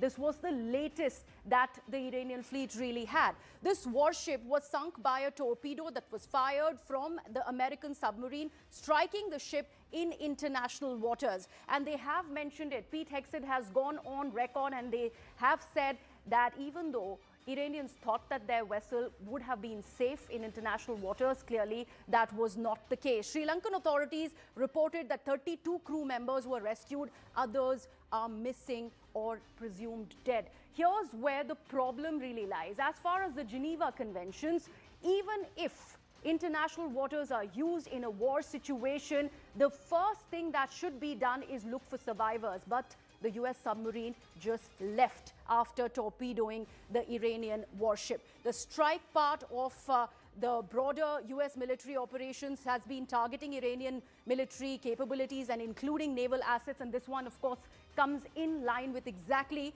that, and that's why this is worrying. Certainly a response by the Ministry of External Affairs is still pending, because remember, the Iris Dana was of course returning from the IFR. It was an Indian multilateral exercise and it was returning from Visakhapatnam when this strike was carried forward, and how this is something that we would like to take this in fact forward. All right. So in the studios, we are joined in by Major General Sanjay Miston and also joined in by Ambassador Prabhu Dayal on the broadcast as well. Many thanks to you gentlemen for joining in. Major General Miston, if I could quickly bring you in on the spillover effect of this war. You know, so far Indians had this at the back of their mind that this is so far limited beyond, say, Pakistan at the moment. But not only have we seen palpable anger within our borders, but now with the military conflict brewing in the Indian Ocean, what is one to make of the situation right now? See, the way the situation is emerging, I think in the international waters to target a ship which was not actually in warfare right now. It was coming after a review in the international, naval review in Vizag, that to the Indian port, and in which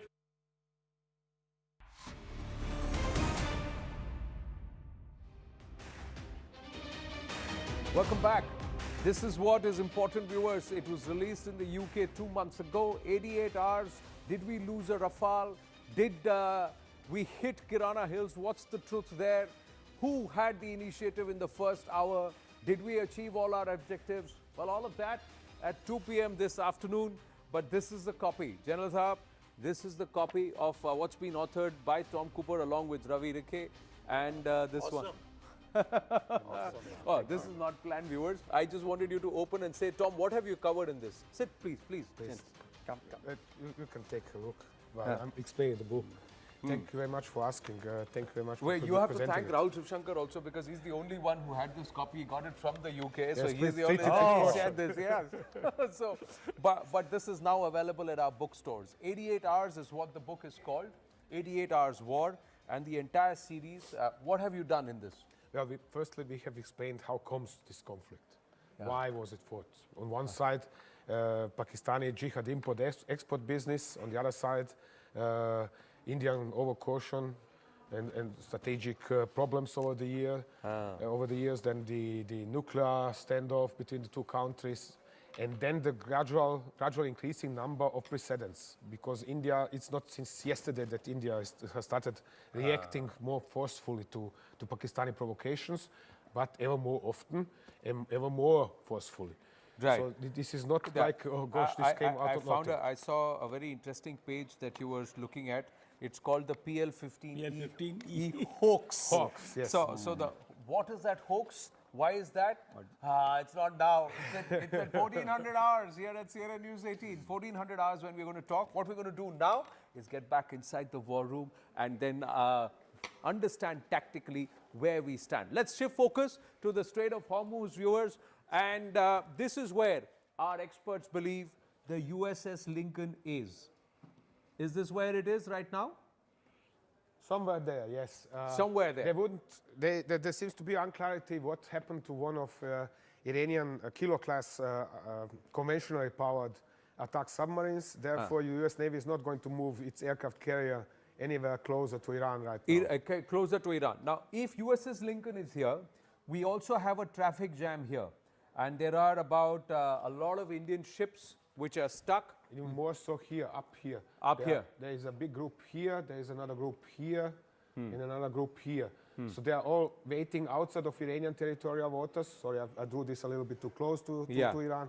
But essentially, they are waiting outside of territorial waters to see what happens. Yeah, when you look at this map to scale, viewers, this is 300 kilometers. So that's a lot of But space. that is less. That is less. This is less. 40 but this- kilometers. 40 kilometers. This is 40 kilometers. kilometers It doesn't in look the- like 40 kilometers, but it is 40 kilometers. 40 kilometers here, Ah. in this area. Yeah, that it's area. more here, of course. It's 300 kilometers here, it's 40 kilometers here. This doesn't look like 40 kilometers. 40 kilometers is a lot of distance. It's easy for but us. We are viewers, map-oriented. let's ask her, how is America going to gain control of the Strait of Hormuz? Tactically, what is it that they will need to do? Because the Iranians dominate this space. You want? Yeah. Please, you first. Yes. Sure, yes. Sure, please come, please come. I'm going to delete all of it. Just mark the USS Lincoln here. Yes. You want to open it? Yeah, yeah, stretch it and then open it. Okay. Don't mind this. Okay. We'll stretch this and we'll... And just get it down. Get it down. Further down. Further down. Further down. Okay, further down. Further down. We got it further down and we stretched it. All right, that's okay. All right. So actually, Tom, just keep on correcting me if I go wrong. First is this Bandar Abbas. Right. The main target of the towards this side to unlock the leverage which Iranians were always talking about was that we will block Hormuz. Yeah. Right. It suits Americans when they block Hormuz. Right. Because it affects Chinese a great deal, affects the European Union a huge significant deal. Why don't we swap positions? You come here, General. Okay. Tom, come there. I'll sit here and I'll learn. Yes. Now this works. Right. Yes. So that is what happens with choking of Hormuz. So it may suit, but that is not for a long-term purpose. Yeah. So therefore, they need to unravel the Iranian plan of getting Hormuz blocked. The problem with Hormuz is that the water is not so deep. There are channels which are just about 20-25 meters 25 to, at deepest point, 50, but it is very rare. And the deeper portions are towards Iran, right? And yes. Yeah, you can both use sides. it, the pencil. You'll have to activate the pencil. Opa, yes, Yeah. I'm trying to. Yeah. So, this is the inboard lane. Yeah. And inboard, and there is an outboard lane. Right.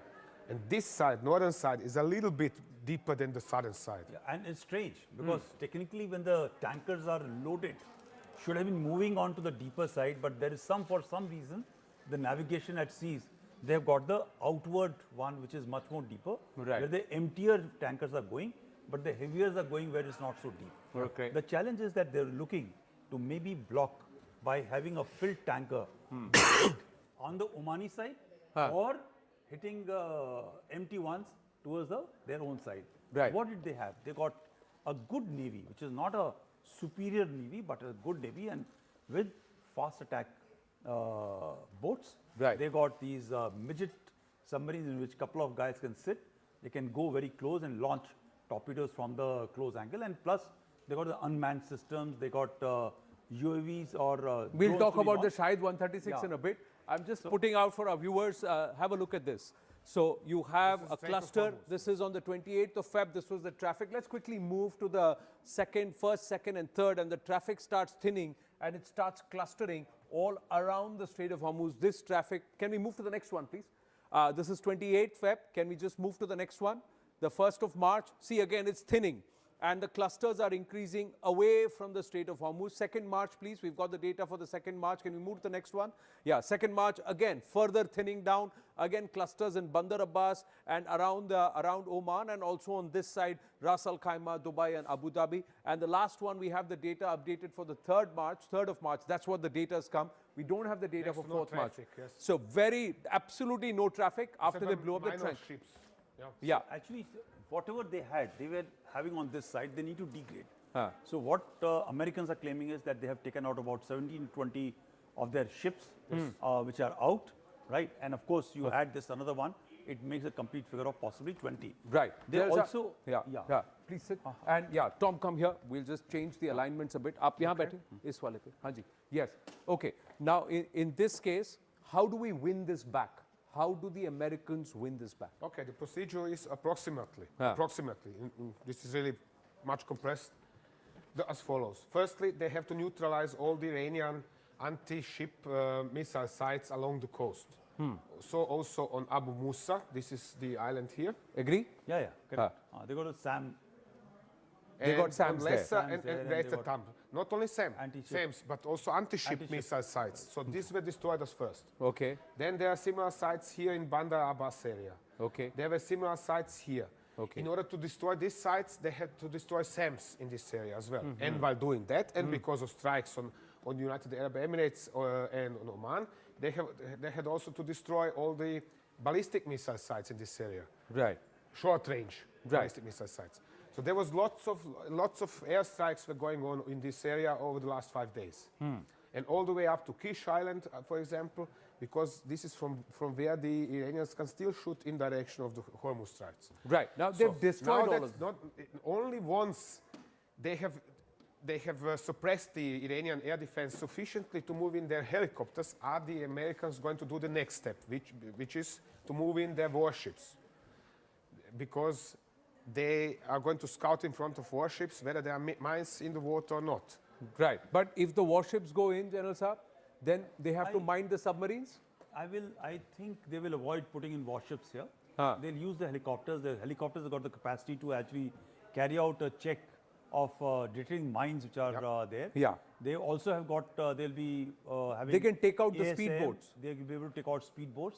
So there is a system of escorting, and this is not the first time it will be happening. Okay. It has happened previously in 1987, 88. 87, 88 also. This escort system will move, right? Instead of, because when you put in a ship, then firstly the ship occupies space and becomes a larger, slow-moving target. Right. But when you take out a helicopter, it doesn't make that much of a noise in the world's this thing. So this escorting system will happen. This site is already held by friendly countries. Allies, yes. They need to hold either by air or by possibly later on with ground forces to ensure there is no physical assault which takes place onto we have this to, maritime we have to part. expect the Americans to insert their special forces here in these areas, several teams, and for these to report about the traffic on the local roads, what is moving in what direction, and call for airstrikes if necessary. Right. Now, let's quickly move to one of the most potent low-cost, weapon system that the Iranians have used. That's the kamikaze drones. Now, Iran's swarm tactics decoded via the Shahid drones. Let's try and understand what these kamikaze drones are, and let's move to that and say, what's the Tor? How are they? How is the enemy? In this case, how is the US-Israeli combined along with the allies here? How are they going to negate the threat of these swarms of kamikaze or suicide drones who are going to catch, who have done so much of damage? Let's try and understand. We will try and. So this is the Strait of Hormuz. We got the issues here. Let's call the Shahid 136. Now these are suicide or kamikaze attack drones. They are one-way loitering munition. This is how they look. They carry a payload of up to 50 kilograms of explosives. That's approximately this tall or this long, from the ground up here, and with a wingspan like this, approximately. So you can see this better. Right. Yep. So as tall as you? A little bit taller. Little bit taller, longer, yes. and with a wingspan like this, here. yes. Wingspan like this. Iranian version is earlier version. It is much more primitive than what the Russians are deploying in Ukraine. Okay. Excuse me. Yeah. Foremost, it has no system for terminal guidance. Right. It means it has no electro-optical camera, for example, so that the pilot at home can steer it straight into a specific target. It has no satellite communication capability. Okay. Russian UAVs are meanwhile carrying Starlink terminals on them. Some are even armed with air-to-air missiles, so to say. Yeah. So, and some of the Russian systems, or Geran, they call them Geran, have terminal electro-optical guidance and thermal warheads which are burning, actually. Incendiary. Warheads, yeah. thank you very Okay. much. So they are causing really brutal damage when hitting some kind of a building. Right. So they are designed to dive into the ground targets and detonate on impact. So, but you're saying they don't have cameras, they don't have satellite yes. imagery? Essentially, Iranian UAVs of this type can only target a specific geographic coordinates, nothing else. They cannot target ships, for example. It weighs about 200 kilograms in total, including the warhead and the booster. It is launched via rocket-assisted rails in large swarms to overwhelm the defenses. My question, General Saab, when you launch something like this, how do you counter this? Because it looks like the UAE and the Gulf nations and the Americans, the cost of defense is far more expensive than the cost of offense. Yeah. So there is actually no answer to this, right? The problem is it flies low, Yeah. It doesn't take something like what missiles or ballistic missiles does. They fly low. The time to intercept is very, very minimal.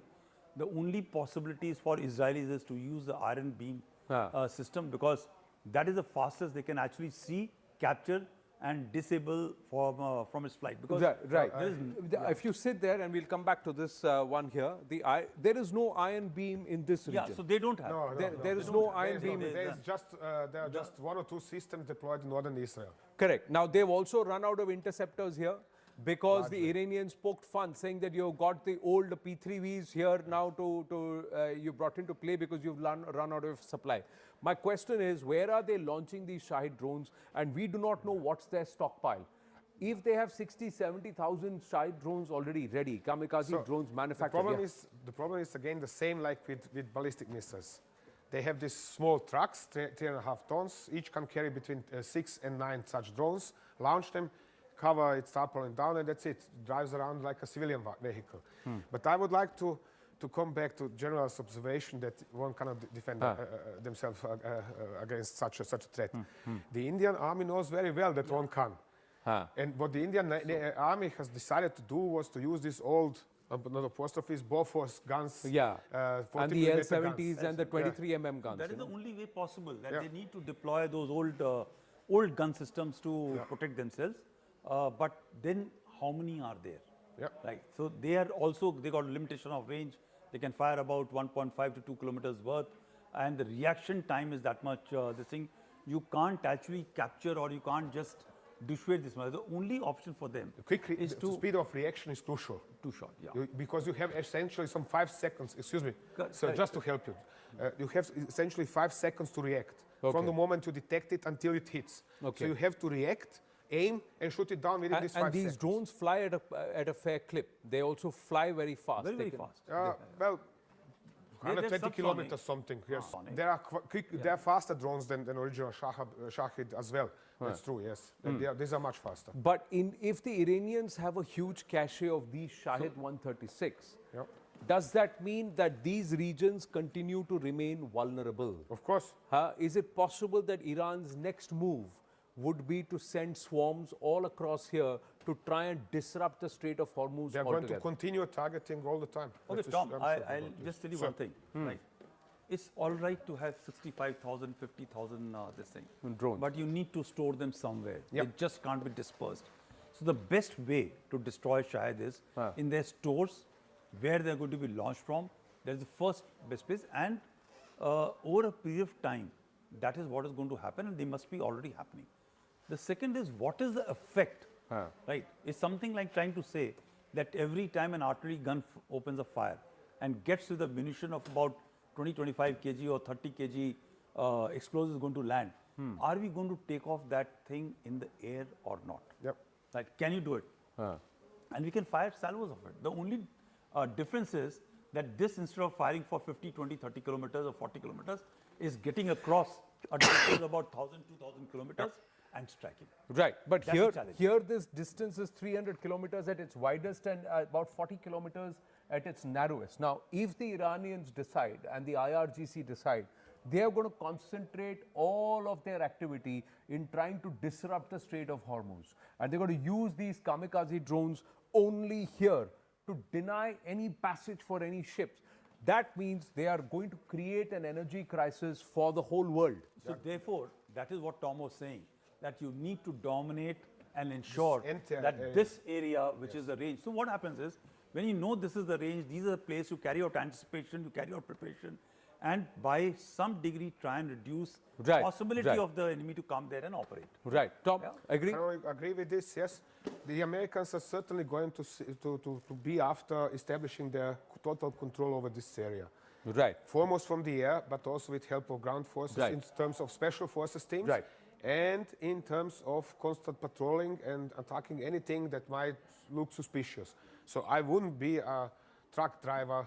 I wouldn't like to be the truck driver in Bandar Abbas these days. In Bandar Abbas these days. With that, viewers, we're going to wind up inside the war room with Tom Cooper. This edition, there's much more to talk about: the Kurds, what's happening on the western front of Iran, and of course the Pakistani involvement. But tune in at 1400 hours for this very, very special effort 88 hours that changed it all. The 88 hours war. Bye for now.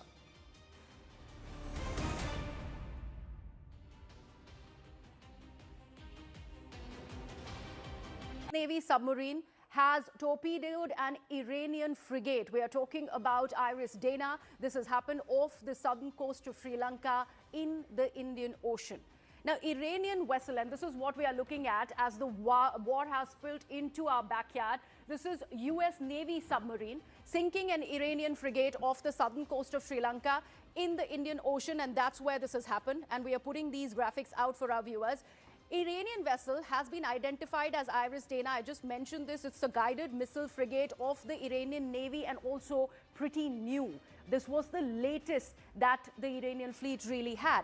This warship was sunk by a torpedo that was fired from the American submarine, striking the ship in international waters. And they have mentioned it. Pete Hegseth has gone on record and they have said that even though Iranians thought that their vessel would have been safe in international waters, clearly that was not the case. Sri Lankan authorities reported that 32 crew members were rescued. Others are missing or presumed dead. Here's where the problem really lies. As far as the Geneva Conventions, even if international waters are used in a war situation, the first thing that should be done is look for survivors. But the US submarine just left after torpedoing the Iranian warship. The strike part of the broader US military operations has been targeting Iranian military capabilities and including naval assets. And this one, of course, comes in line with exactly that. And that's why this is worrying. Certainly, a response by the Ministry of External Affairs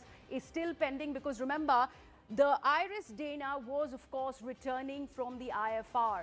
It was an Indian multilateral exercise and it was returning from Visakhapatnam when this strike was carried forward. And how this is something that we would like to take this, in fact, forward. All right. So in the studios, we are joined in by Major General Sanjay Meston and also joined in by Ambassador Prabhu Dayal on the broadcast as well. Many thanks to you, gentlemen, for joining in. Major General Meston, if I could quickly bring you in on the spillover effect of this war. You know, so far, Indians had this at the back of their mind that this is so far limited beyond, say, Pakistan at the moment. But not only have we seen palpable anger within our borders, but now with the military conflict brewing in the Indian Ocean, what is one to make of the situation right now? See, the way the situation is emerging, I think in the international waters to target a ship which was not actually in warfare right now. It was coming after a review in the international, naval review in Vizag, that to the Indian port, and in which multilateral number of nations had participated. And obviously it was way back home. And yes, its role would have been, I think it's a destroyer. I think.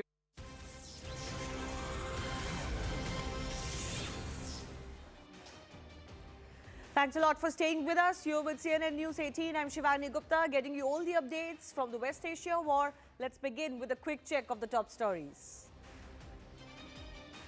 Day 6 of West Asia war, US and Israel's airstrikes hit IRGC bases in Tehran.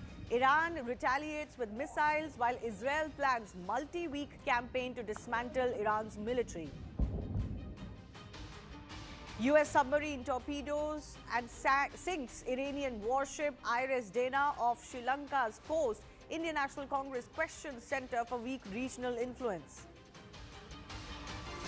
37 Indian flagged ships with 1,109 seafarers remain stranded in the Persian Gulf and Gulf of Oman after the Strait of Hormuz has been closed amidst the military conflict. Trump says the US-led campaign against Iran is about a 15 out of 10. Claims Iran's leadership and missile capabilities are rapidly degrading, vows to press on. Canada's Prime Minister Mark Carney, meanwhile, says Ottawa can never categorically rule out military participation in the escalating war, calls US-Israel strikes inconsistent with international law.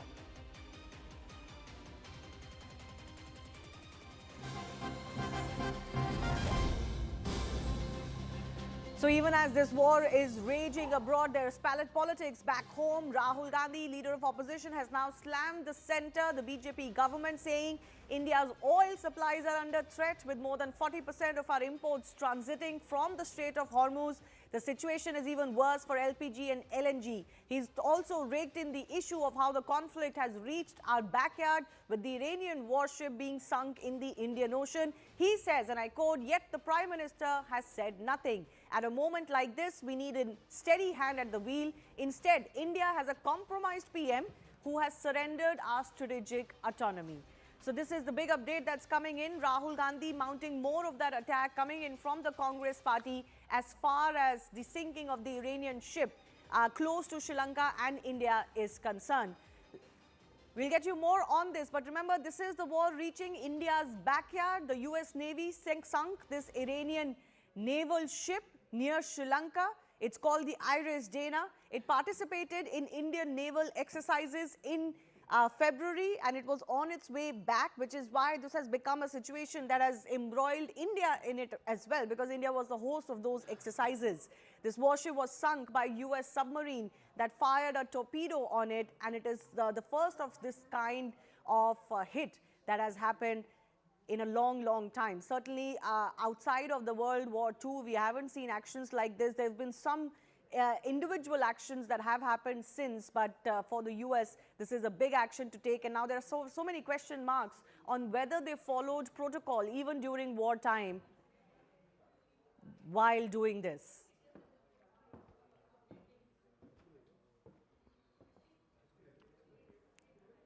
So like I was saying, this war has reached India's backyard. The US Navy sinking this Iranian naval ship. This is off the coast of Sri Lanka, but was also very close to India. Iris Dana, it was participating in the Indian naval exercises just before the war began. So this was very end of February. The warship was sunk by the US submarine-fired torpedo.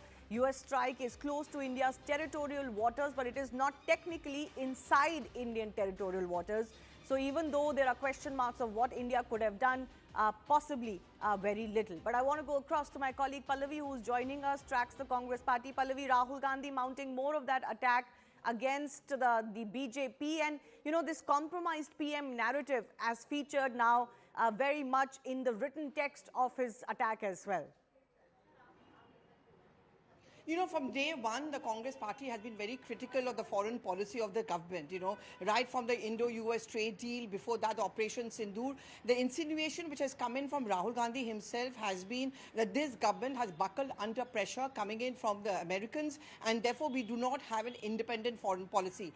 The entire allegation has been blown up even more when they have accused, including Sonia Gandhi, they have accused the government of actually taking a side, and that side is against Iran. Now, the latest post which has been put out by Rahul Gandhi essentially talks about the dire straits really of the India's economic situation. How because we've taken strides, we'll have to pay a price for it. For example, the Strait of Hormuz being shut down, 40% of the supplies coming in through the strait, despite the government making out assurances that they are 25 days each, which means a total of 50 days, 25 days for crude oil, 25 days for energy products like petrol and diesel. Government says that there is really nothing to worry about. We have an alternative route, but Rahul Gandhi clearly is going to use the present situation to hit out at the government, one, not thinking the policy through, as a result of which economically we'll have to pay a price. When fuel prices start rising, they have a rippling effect on the products and essential commodities. And second, of course, is not having an independent foreign policy. And as we have been saying, 9th March, which is Monday, when the parliament session is going to reconvene, and surely Rahul Gandhi has made up his mind that they are going to use multiple adjournment motions to encounter the government or gherao the government and ask them for answers. Right.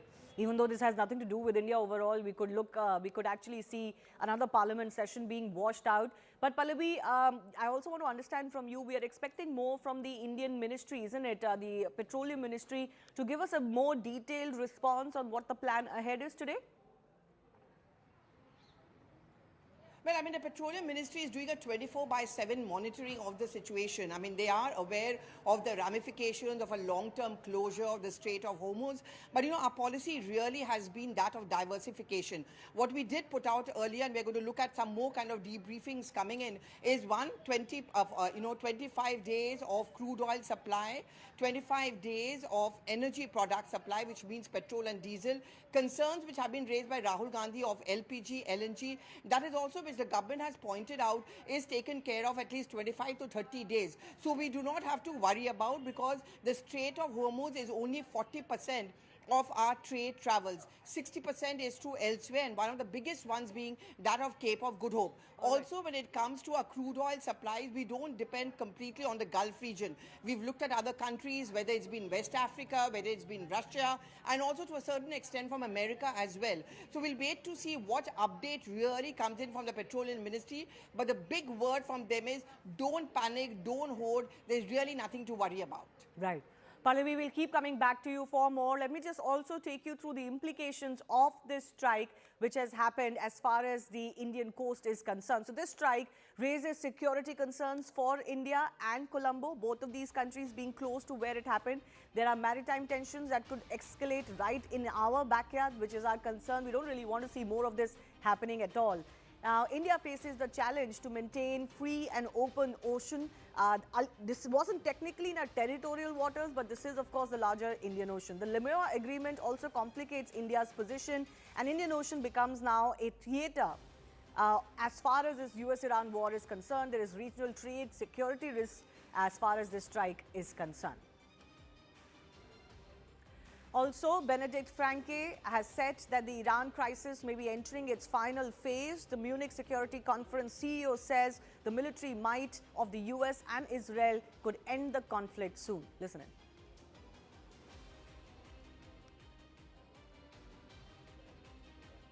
Let's also go across to breaking updates now coming in. The Iran IRGC says that they hit a US tanker as well. This could be retaliation as far as the US action is concerned. Let me also go across to my colleague Christine, who's also joining us with more on this. The Iran IRGC says that they have hit a US tanker. This is an the IRGC is also targeting anti-Iran Kurdish groups. But the Iranian IRGC, which is continuing to fire more and more, they are also, of course, firing. As far as US tanker is concerned, already a few tankers close to the Strait of Hormuz have come under attack. Let's just go and try and find out exactly what more has happened. My colleague Christine is also joining us with more on this. Christine, what is the US tanker? Where exactly has it been attacked?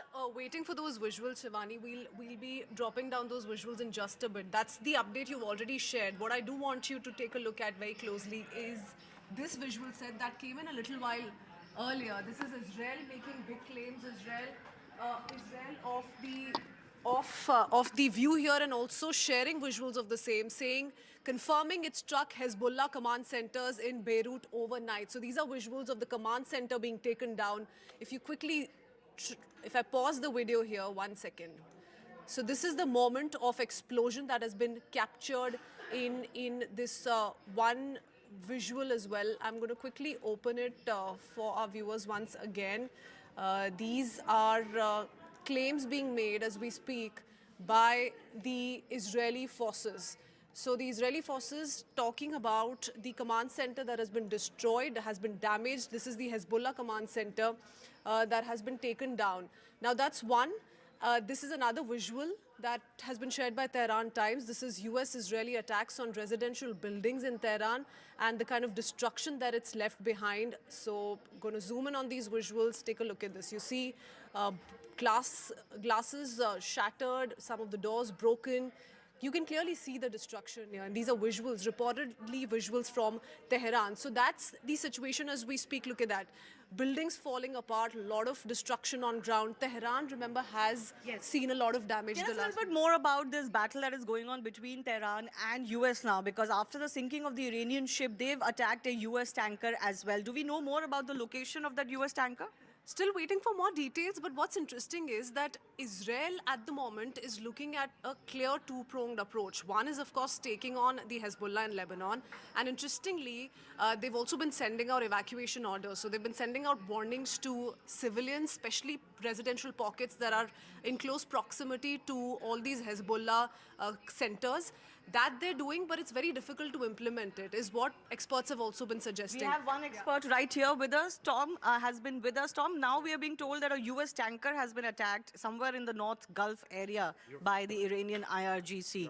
How do you look at this? Will this, of course, turn into an escalation now, the seafront completely being opened? Well, one can hardly escalate even more. It is just normal. It is to expect. The point is that it shows that IRGC is still capable of detecting, because there are thousands of ships in the Persian Gulf and so on. So they still can make out, this is an American tanker, so let's strike this American tanker. It's simply their way of avenging the Iranian ship that has been sunk. Let's go across to some of our other guests also who are joining us. This is, of course, now becoming a worry for all other powers. It's not just the Gulf countries that are facing land attacks. There are ships that are from around the world that are part of the traffic at the Strait of Hormuz. So therefore, of course, this is going to be a problem not just for other countries, even for India. You've got, already tankers that have been attacked in which you have Indian staff, you've got Indian seafarers. As far as those ships are concerned, we've already had deaths as far as Indians are concerned. I also want to go across to more of our guests joining us. Burzeen Wagmar is from Center of Iranian Studies, South Asia Institute, University of London. Tara Katta, former director of the NSCS, also with us. Burzeen, how do you look at this counter-attack by the Iranians? I mean, more and more of the land, the sea, several fronts being opened. But first up, did America make a mistake of not even, firing a warning to this ship, the Iranian ship, which was moving back from India? They had nothing to do with the war or the theater of war. Was this a mistake? Far from it. It was a preemptive strike because the ship would have made its way to the Persian Gulf eventually and joined the Iranian arsenal to attack not just American armada, but others too. Please remember, there are precedents for this during wartime. And insofar as the Iranian Navy is concerned, I might point out to you, the IRINS Makran, Iran's largest vessel, is destroyed. And most of the fleet, the Iranian Navy fleet, has already been taken out. As per photographs between February 22nd and now satellite imagery obtained, about 11 major vessels at Bandar Abbas and Shahid Rajai port have been decimated. That's number one. On day one, Iran fired 350 missiles. On day 5, it's down to 40. On day 1, 294 drone swarms took to the air. On day 5, 45. And now today is day 6 as it's opened up as we speak. So we can see how this is going. That's to be pointed out too.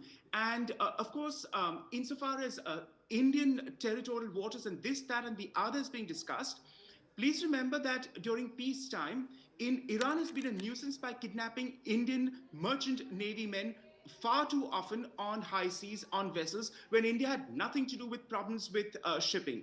This is during peacetime. I'm talking the last 10, 15 years. And of course, also insofar as the high seas concerned, when the Indian Coast Guard intercepted those shadow fleets headed for Chinese teapot refineries some weeks ago, before the war commenced, India was in compliance with UN Security Council resolutions when the snapback clause for full slew of sanctions was implemented on Tehran after 18th October 2025. All right. Tara Katta, how do you look at the questions, especially the political questions that are mounting on the current Indian government as to what they could have done? Should they have been given some sort of a prior notification by the US? Could they have done anything at all? Maybe those questions are far-fetched, but this does have ramifications for India, right? As far as the theater of war moving closer to us is concerned. In terms of international law, no. The US is absolutely within its rights to hit, an enemy submarine ship, anything it likes, anywhere, as long as it's not within our territorial waters. Do they need to give us prior intimation? Again, no. I mean, this is the reality. The political fallout is different. I mean, there will be a sense of fear that, this whole thing has moved so close. There is a certain amount of, what shall I say, sadness that they were on our soil. Those sailors were in Vizag just a couple of days back, right? So that loss of life, that kind of sentiment is there. And also that they have, it's a joint exercise. Milan is, you know what Milan means. I mean, it is supposed to be an exercise in cooperation, all that stuff, and then you go and hit the ship. But this is the reality of war. I don't think there should be any political backlash to this because this is how war works. Okay. And the only thing is we haven't seen this for years, so it's something new for us. Yes, all of this is turning out to be a little bit new because as far as the torpedoing of a ship is concerned, even that many generations haven't seen in this way. It is new post the World War II, but I'm getting some more updates now coming in. There's been another US strike that has hit Iran's Sunandaj, targeting Imam Ali military base in Kurdistan province. This is, of course, the lower Iran area, the Kurdistan province. This is where US strikes have been conducted. You can look at the scale of this attack that has also taken place. This is again an important military base for Iran, the Imam Ali military base in the Kurdistan province. This has been attacked in the Sanandaj area as well. So more US action that is taking place. As far as is concerned, they have said very clearly that there's going to be hell to come. They've said whatever you've seen in the past is nothing in comparison to what is going to come now, and this is evidence of that. So both US and Israel are very much on the same page as far as this is concerned, and they've both spoken to each other as well. Pete Hegseth, the US Defense Secretary, and the War Secretary has said that we've told the Israelis that go ahead, do whatever you need to do. We are with you till the end. Burzeen, coming to you again. US-Israeli confidence as far as this military program is concerned, also the confidence that they're going to be able to stick together till as long as it comes. Because forget Israel, in US certainly there is a lot of pressure against Donald Trump and his actions. Yes, I asked our guest a question. Yes. Yes. President Trump, as Commander-in-Chief, is absolutely within his rights to initiate war as per Article 2, Section 2 of the Constitution. It is Congress, the legislative aspect kicks in, who can formally declare, I repeat, formally declare war. But the President as Commander-in-Chief is within his autonomy to declare war. So let's clear that. I grant you there is contestation of that and hair-splitting and academic questions on it, but it is not that he's entirely illegal in so doing. That needs to be pointed out too. In fact, US serving men have also stated that. I repeat, the President under Article 2, Section 2 is empowered to undertake such a course of action. Yes, there is an excellent division of labor between the US and Israel, and I see it going through logically speaking, with the Israelis taking on leadership decapitation of the Iranian regime, and the Americans the rest of it by picking up the slack. But you can be sure in days to come, and it's only writing on the wall, that the GCC states are going to be roped in whether they like it or not. Because despite having given in good faith their assurance to Tehran, they were brought into this ring of fire. And Iran did not think twice about attacking civilians. And now, with the most recent attack, including even Turkey, one thought that Turkey would not be roped in, or Iran wouldn't dare to attack a regional heavyweight. But they did, and a NATO interception got to that missile before it landed on Turkish soil. So Turkey is going to change its tone too. So the question is, the Iranians have a high pain threshold because they are desperate and on their, not quite their last leg, but a regime that is embattled and is fighting for survival with its back to the wall. So they will throw everything they have at it. But in the end, it's when the chips fall, you know where Iran will stand, and it's not looking good. Then there's the question of internal revolt. Let's look at the internal situation where I come in from Iranian studies. The Kurdish aspect has to be factored in because the Kurds have been battered and bruised by Iran, especially after the September 2022 Mahsa Amini riots, if you remember too. Yes. When the Kurds were not involved, but still across Western Iran, Iran fired drones on its own population, Kurdish Sunni minority population, to quell them when there were no riots taking place in September 2022. You have the Baloch scenario unfolding too on the other end at southeast Iran in Sistan, the Balochistan province, which is Iran's largest province, but also its most impoverished. and which tells you a lot about how Sunni minorities have faced official discrimination in Iran. Okay, so just hold your those thought. two will also enter in along with the local Okay, population to build that's into what a the national Americans and the Israelis are hoping for too, but a tipping point has to be achieved before that. I want to understand this whole NATO factor as well. So far, not all NATO allies have been on the same page with America on this. But this is Benedict Franke of the Munich Security Conference speaking to my colleague Siddhant. Let's listen into what he has said.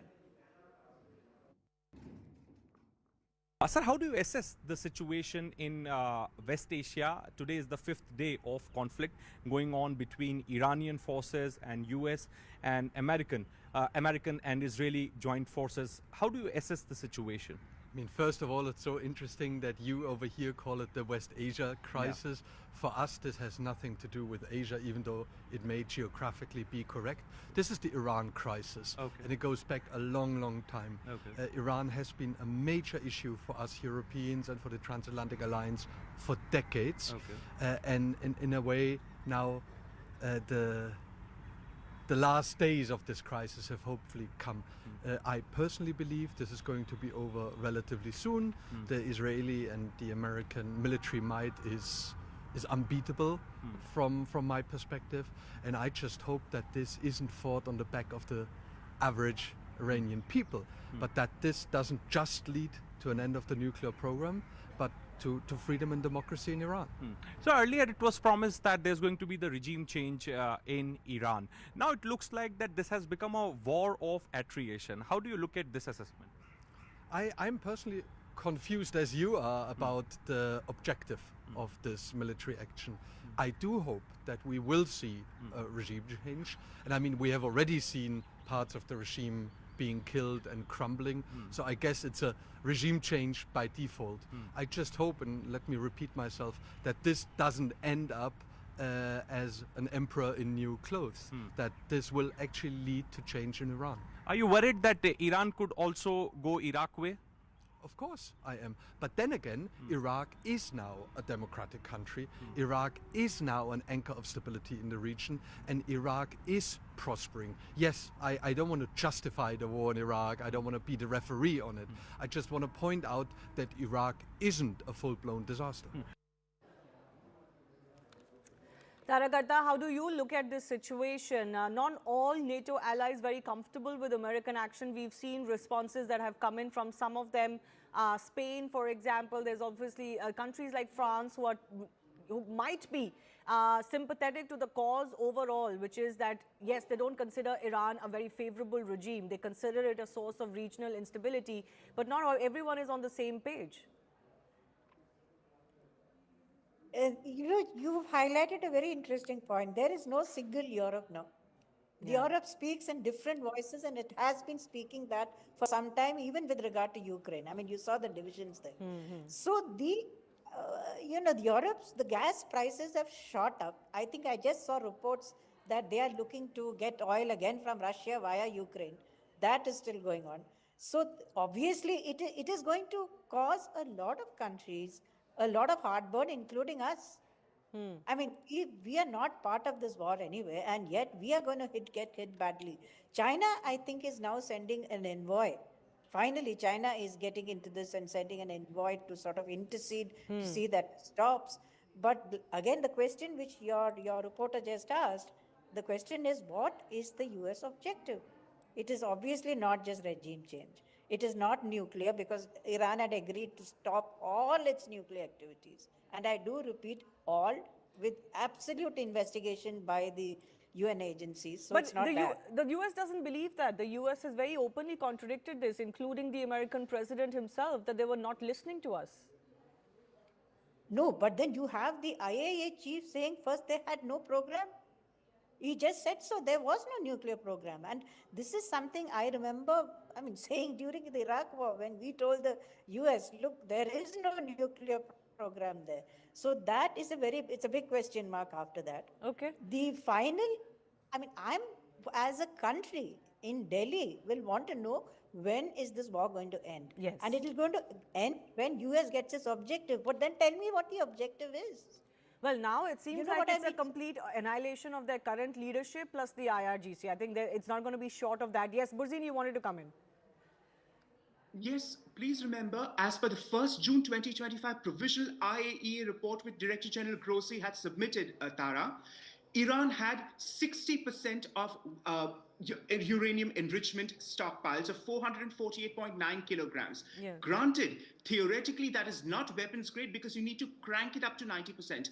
But in that same report, Director General Rafael Grossi, Tara, because it was on 1st June, I repeat, before the 25th June 2025 12-day war, that report stated this brings the window down to shrinkage to 0% for the breakout time where Iran could easily assemble 10 warheads. And the last round of talks with Steve Witkoff, which broke down so acrimoniously in Geneva, Shivani, the Arakchi and the others boasted, yes, we've got 440 kilos and we have the potential for 10 warheads. They actually boasted about it. So yes, they did not reach 90% weapons grade, but the race to it was always there. And final point, Tara, the JCPOA was flawed. No matter what you may say about Trump's own personal access to grind with Obama, because therein what had not been factored in, Shivani, is this, the ambiguity which even Senator Kerry had acknowledged back then 10 years ago, that Tara, today would be 2026, the 11th year of the deal if it had continued as it were. By this time, Iran was... वैश्विक स्थिरता, विकास और साझा समृद्धि को नई मजबूती दे रहा है। Friend, वर्ष 2026 की शुरुआत में ऐतिहासिक Bharat European union free trade agreement हुआ। यह एग्रीमेंट भारत और फिनलैंड के बीच ट्रेड, इन्वेस्टमेंट और टेक्नोलॉजी सहयोग को और प्रबल करेगा। डिजिटल टेक्नोलॉजी, इंफ्रास्ट्रक्चर और सस्टेनेबिलिटी जैसे क्षेत्रों में भारत और फिनलैंड महत्वपूर्ण साझेदार हैं। नोकिया के मोबाइल फोन और टेलीकॉम नेटवर्क ने करोड़ों भारतीयों को जोड़ा है। फिनलैंड के आर्किटेक्ट्स के सहयोग से हमने चिनाब नदी पर विश्व का सबसे ऊंचा रेलवे ब्रिज बनाया है। फिनलैंड की साझेदारी से हमने नुमालीगढ़ में दुनिया की सबसे बड़ी बंबू टू बायोएथेनॉल रिफाइनरी भी बनाई है।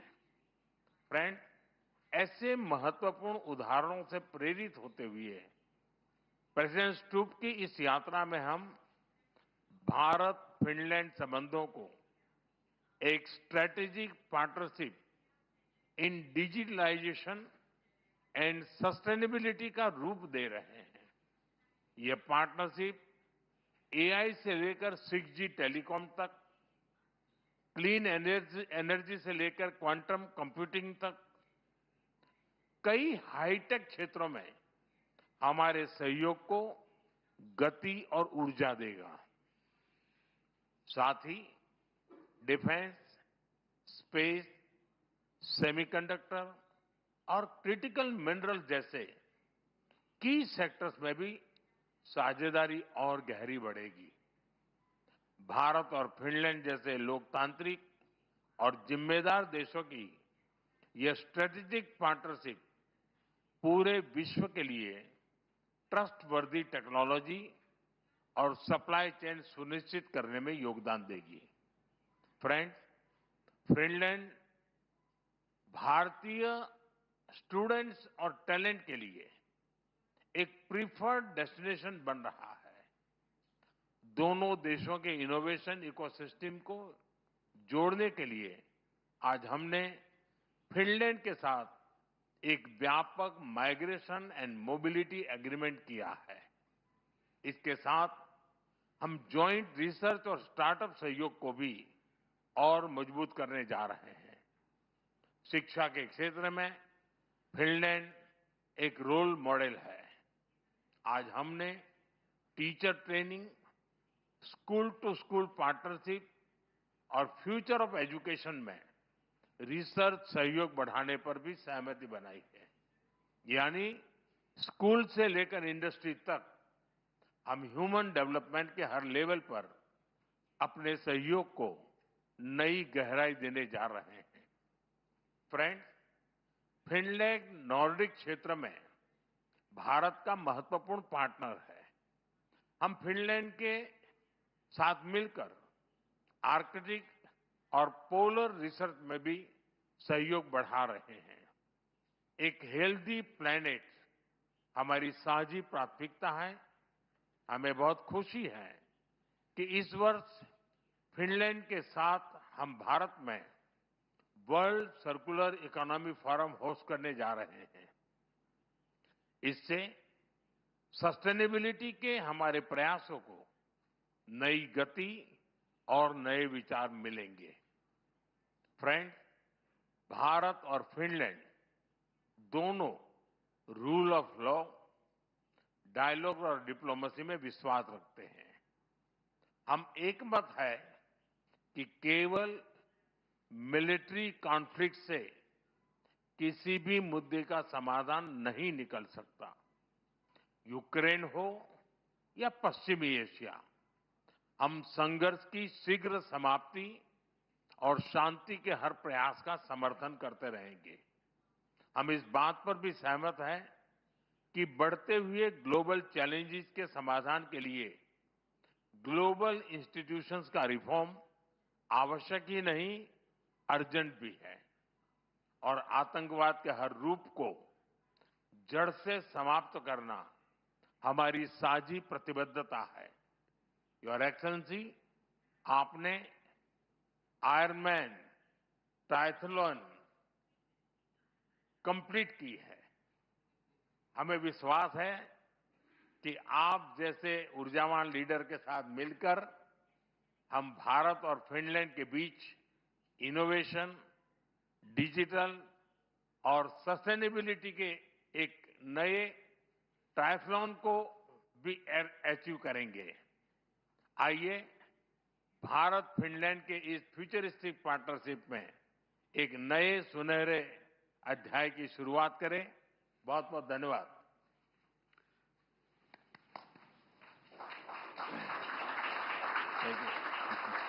Thank you, sir. May I now request His Excellency Dr. Alexander Stubb, President of the Republic of Finland, to give his remarks to the media. Mr. Prime Minister, Excellencies, ladies and gentlemen, namaskar, terve.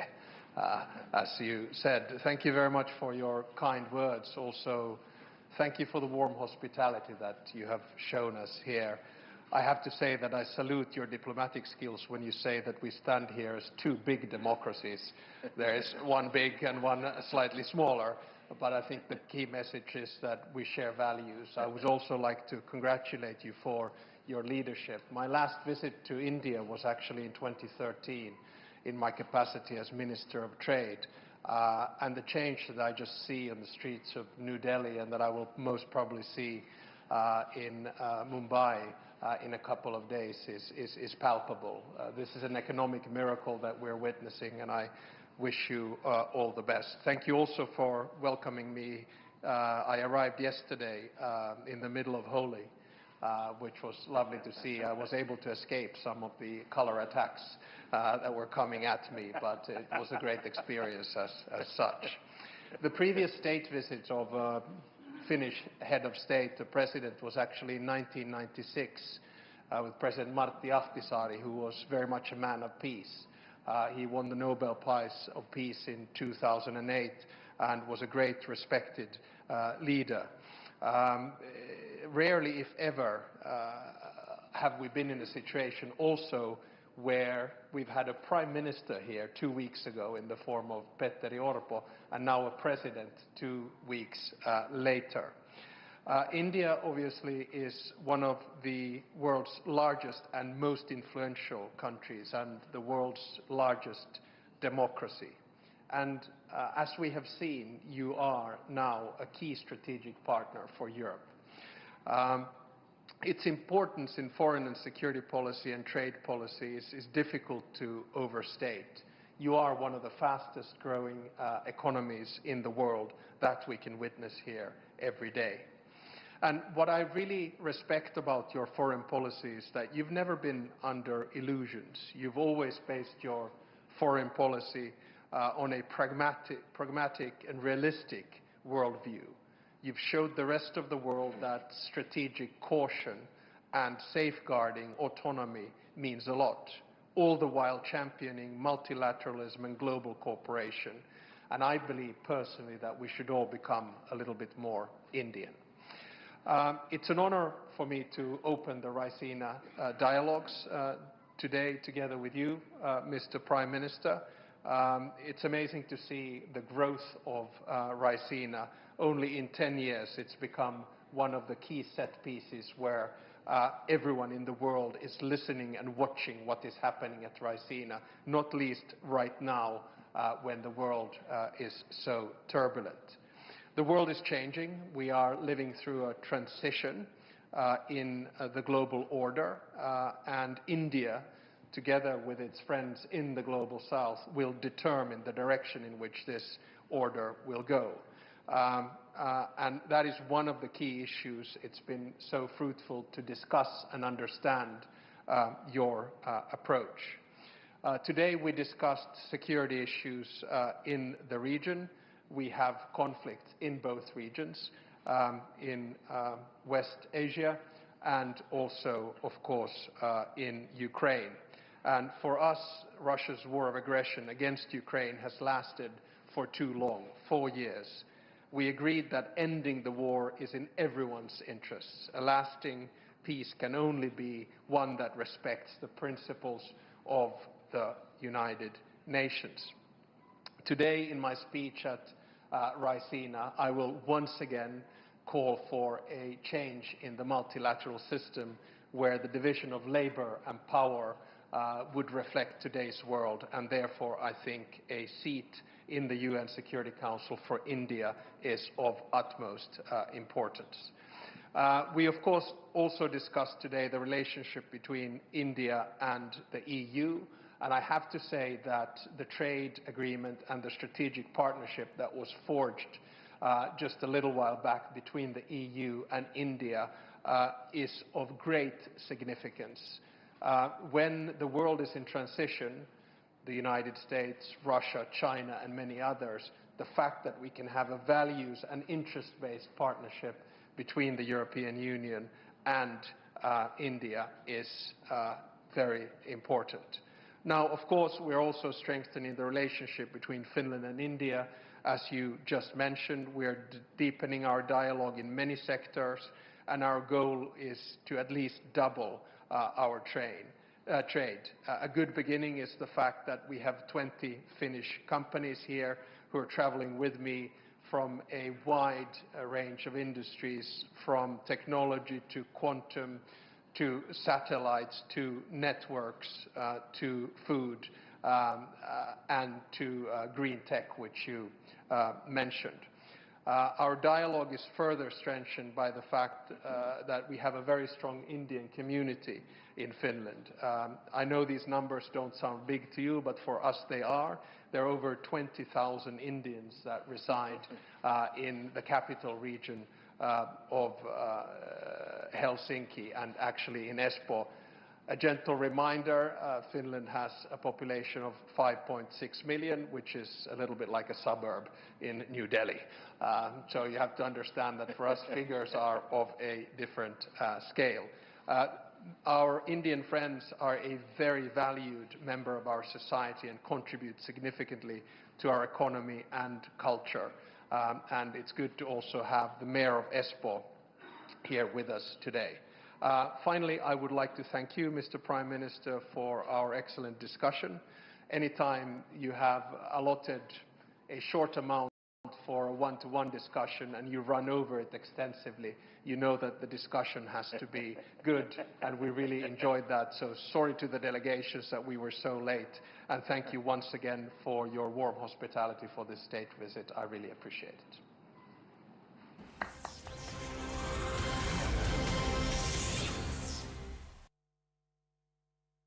do incorporate the Iranian point of view. Syed Abbas Araghchi, the foreign minister of Iran, seeing red because he said that the US has perpetrated an atrocity at sea 2,000 miles away from Iran's shores.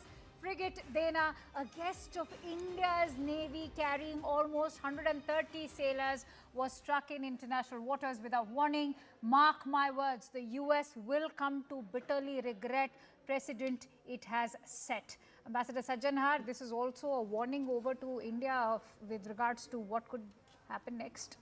Well, you know, it was in international waters, as Foreign Minister Abbas Araghchi has said. It was not in India's territorial waters. And this ship was in the vicinity of India. It was in the neighborhood of India, so that's a matter of great concern. But I think what Foreign Minister Abbas Araghchi has said, it's setting a precedent for, you know, what could happen. That means if there are hostile naval vessels or in international waters, then even terrorist actions could take place against them. And they would also become attractive targets for such actions. And that would set a very bad precedent. And here it would not only be hostile in the traditional sense, but all those who have been supportive. Like you would see, as far as Iran is concerned, it has been hitting out, it has been shooting at all the Gulf states also. So in a manner of speaking, since they have got bases of the United States on their territories, they have also been categorized as hostile powers.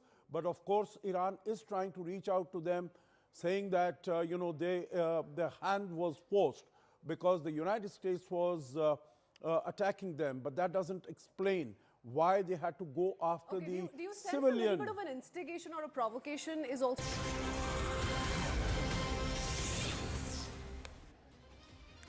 Welcome back and thank you so much for staying with Sierra News 18. I'm Griha Atul. Let's now get you the big piece of breaking news that's coming in from the state of Bihar, where there has been a historic change after being the chief minister for 2 decades in the state of Bihar. Now Nitish Kumar has filed his nomination for the Rajya Sabha. So that piece of breaking news is what we are putting out for our viewers. Remember, this has been rather historic. He stepped down as the Chief Minister of Bihar. He's now, in fact, filed his nomination for the upper house of the parliament. This is what we are learning off, and there you can see the visuals. We do know how the Union Home Minister, along with other senior leaders of both the BJP and the JDU, were all in attendance for Nitish Kumar to take this next step as far as political journey is concerned. Now, in fact, moving on from the active politics in Bihar and taking a seat there in the Rajya Sabha. My colleague Payal Mehta is joining us on the broadcast. She's in Patna. She's tracking every development as far as this nomination filing goes.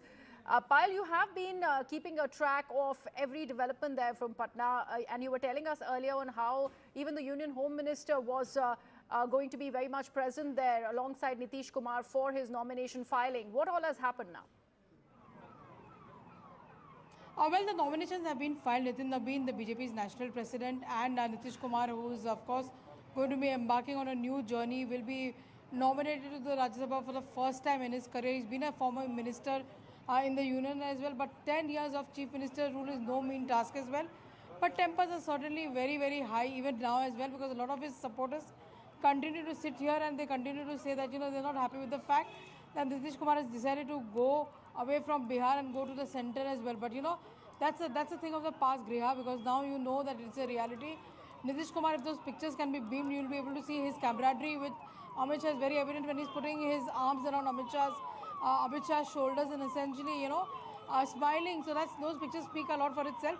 Nitish Kumar in the morning also, Griha, coming out and clarifying it was his decision that he wants to move and go to Delhi as well, and he continues to guide the state of Bihar. So big development coming to the fore. The era of Mandal politics, like many will say, will now end with, of course, Nitish Kumar drawing a closure on his career as a Bihar politician in the state. Right, absolutely. So now that the nomination filing has happened, there is so much chatter around Nitish Kumar's son also, joining and being anointed as the deputy chief minister there. So a lot of changes that the administration largely, as far as the alliance in Bihar is going to see. The next step and the next conversation now shifts to who is going to be taking the chief ministerial chair there in the state?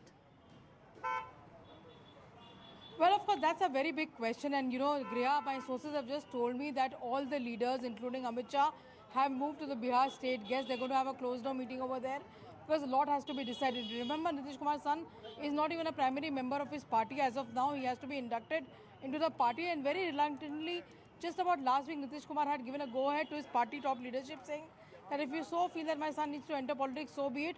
You all take a call on that as well. So Nitish Kumar's son has to still be inducted in the party before he gets any post as well. Remember, nothing is going to happen till the 16th is what we are given to understand, because the Rajya Sabha results are going to be out on the 16th as well. Till then, it's a wait and watch. But a lot of conversation, who becomes the CM, how many deputy CMs will you have, who will take the chair of the CM, will the BJP agree, with whatever the JDU really wants at this stage as well. If they want Nitish's son to be inducted as a deputy CM, since he was the CM, that all those questions have to be answered as now. But you know, Amit Shah, the man who actually kept the Bihar equation completely in his mind when the elections took place, is yet again in Patna. He has kept things in his control, and he will be taking a lot of crucial calls as well. Of course, phone lines will be dialed, because nothing in this party gets his final approval without the approval of the Prime Minister. And you can very shortly expect a tweet or at least a social media post coming about Nitish Kumar's career from the Prime Minister himself in terms of the new leap that is going to take as far as his career is concerned. But it's going to be a few days before we actually decide, because you'll have to see, because Nitish Kumar has not resigned as a member of the Legislative Assembly, he's not resigned as the Chief Minister. Okay. He'll probably wait for his election result to be out before he takes the next step. And that will in fact define the new history that Bihar will be about to create. Right, absolutely. But do stay on with us. So this is interesting. We have Mr. Moneycontrol of the Congress Party now joining us on the broadcast. Mr. Tagore, how do you see these developments? So Nitish Kumar, while he's filed his nomination for the Rajya Sabha, he's not yet signed on to the dotted line to quit as the Chief Minister of Bihar. So he's weighing waters, he's testing waters, he's assessing whether or not he makes it to the Rajya Sabha seat. Only then does he resign as the Chief Minister of Bihar.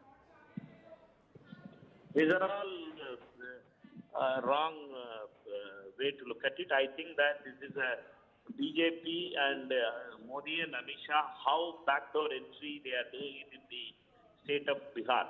The people of Bihar have never accepted BJP, and they always wanted to capture Bihar, and they used Nitish Kumar as Mukota.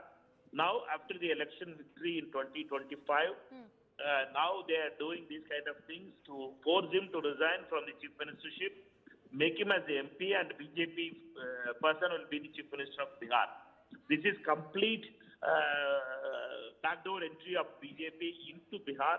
It shows that it's a warning to Chandrababu Naidu, it's a warning to Edappadi Palaniswamy, it's a warning to Eknath Shinde. Whomever is aligned with them has been eaten away by BJP like this. BJP's habit, and particularly Mr. Amit Shah and Modi, wants to finish those alliance partners who are with them. And Nitish Kumar was one of those people who had stood with them. And because of him only, the government was formed in UPA, in the national level this time. BJP was reduced. Mr. Tagore, while you mentioned that, so if at all it does turn out to be a successful exercise by the Bharatiya Janata Party to keep Nitish Kumar placated, giving him the Rajya Sabha seat, and then also taking on the government in Bihar, so there is something to learn from the BJP playbook then. There is that way also to look at it. That's a completely wrong way to look at it. This is the problem with you people, like people who are just becoming the answer BJP. Elected chief minister has been thrown away like this. The election commission, elected chief minister has been threatened by Amit Shah, and he has been forced to resign. And they are making Rajya Sabha member, and you are making a different tune into it. No, absolutely not. In India is becoming, we have to Absolutely not, sir. We are looking at both the aspects. You are making an accusation that he was forced into resigning. Of course, there were conjectures that will always be rife, that this is another stepping stone for the Bharatiya Janata Party to make its way and open its account when it is about the chief ministerial chair in the state of Bihar. It's a very known fact. But there is another aspect that I have just brought to fore. If at all this is how BJP is choosing to play its game, and you are saying people like Chandrababu Naidu also need to worry while keeping the two big alliance partners without the two, BJP will not be in government while keeping them placated. BJP, if it's managing to do this, this is a great achievement, don't you think? You take it as achievement, but I see the murder of democracy in India. The democratic principles have been murdered here. Daylight robbery is happening. The verdict was for Nitish Kumar, and Nitish Kumar has been threatened and he has been sent to Rajya Sabha. And people of Bihar are now being fooled, and Amit Shah wants to put his proxy as the Chief Minister of BJP, proxy as Chief Minister of Bihar. We did Bihar have people our are colleague... cheated by Modi and Amit Shah. Right. Mr. Tagore, we did have our colleague on ground and she was speaking to the people of Bihar. They are not too happy about Nitish Kumar stepping down as the Chief Minister of the state. So it cannot be a complete walkover that is given to the Bharatiya Janata Party. Clearly, they will have a lot to prove in states like Bihar, or for that matter, Andhra Pradesh, if you are taking into account on how that state also can be next. How do you think there is no counter that is coming in from these alliance partners? Because Nitish Kumar has happily accepted his fate, like you choose to put it. What about Mr. Naidu? It's all fear. Agencies are being controlled. Under fear they are working. They are not able to, they are given their head into the lion's mouth. Therefore, they are not able to take it out. The problem is that the fear for agencies, fear for threat, and Mr. Babu and Eknath Shinde are going to be eaten away by the BJP, particularly by Amit Shah and Modi. This is very clear. The model is Nitish Kumar. A popular leader is being reduced to this like what you are saying. It BJP people are saying that he's been fielded for Rajya Sabha. No, I'm still asking you, what is stopping them to pull the rug? What is stopping them to pull the rug? They can pull the rug. The alliance will no longer be there. Fear. It is called only fear. Okay. All right. Let me, in fact, thank you on that note. Thank you so much for that perspective of yours. Manikam Tagore of the Congress Party. We are getting fresh set of visuals, and there you see Nitish Kumar alongside the Union Home Minister filing his nomination for that seat in Rajya Sabha. Payal continues to be with us on the broadcast. Payal, these next set of visuals that are also being played out now, we do see Nitish Kumar sitting alongside leaders like Nitin Nabeen and Amit Shah. More details that are trickling in. I was just mentioning your conversations that you are having while outside where this nomination filing is taking place. How are people in Patna really taking this news? Look, to speak about Nitish Kumar's supporters, they are very, very upset because they felt that Nitish Kumar should have taken a wiser call and stayed on in the state of Bihar because they needed him the most over here, and that he's not going to fulfill any purpose by being there in the center. But today, Nitish Kumar's tweet itself clarified that the decision was taken by him. He is, of course, the national president of his party, and he's somebody who's taken that call very, very visibly as well. So, a lot of upset Karyakartas you can see over here. In fact, running behind leaders who are also filed his nomination. Remember, Ramnath Thakur has also filed his nomination. He is also being accompanied out of the center from where they're going to file the nomination. But no doubt whatsoever, people who have known Nitish Kumar as the Sushashan Babu, 10 terms as the Chief Minister of Griha, it's no mean achievement by any standards whatsoever. Nitish Kumar has stood for the state of Bihar. So like I said, that the curtains will come down on the mandal politics that Nitish Kumar really stood for now that he goes to the center. But like I said, that it is a well thought out plan. We have to just wait and see what went behind the scene conversation between the JDU and the BJP before them taking this call, because I'm sure the BJP would have been informed by the JDU that Nitish Kumar said that it was time for him to move on and make way for somebody else because his health has not been the best. But the BJP, to be fair, had always portrayed him as a chief ministerial face. So even after the fact that his health was in a pretty bad state during the election, the BJP continued with his name because they had named him as the chief ministerial face. The Nitish Kumar stayed as the chief minister. He got sworn as the chief minister for the 10th time, in the month of November. But now it is, in fact, time for him to move ahead as well. So what really went behind the scenes, what conversations he had, I do know for a matter of fact that Nitish Kumar did have a conversation with his party top leaders like Sanjay Jha, Lalan Singh, etc. a few days ago when they really said that, sir, your health is not great, so what do we do about Nishant's case as well? So he was very reluctant because, through his entire career, Nitish Kumar has always been against dynastic politics. He's been somebody who's risen from the grassroots as well. And that is one reason, despite the back and forth between him and Prime Minister Narendra Modi, Prime Minister Narendra Modi has huge admiration for a leader like Nitish Kumar, who's actually risen from the ground, spoke about what he really believed and stood Right, up to his absolutely. principles. Payal, do stay on with us. We have Mr. Danditaran also now joining us on the broadcast. Mr. Danditaran, how do you in fact see these developments that are coming in from the state of Bihar, while there is a lot of criticism that is coming your way as far as whatever is happening in the state of Tamil Nadu?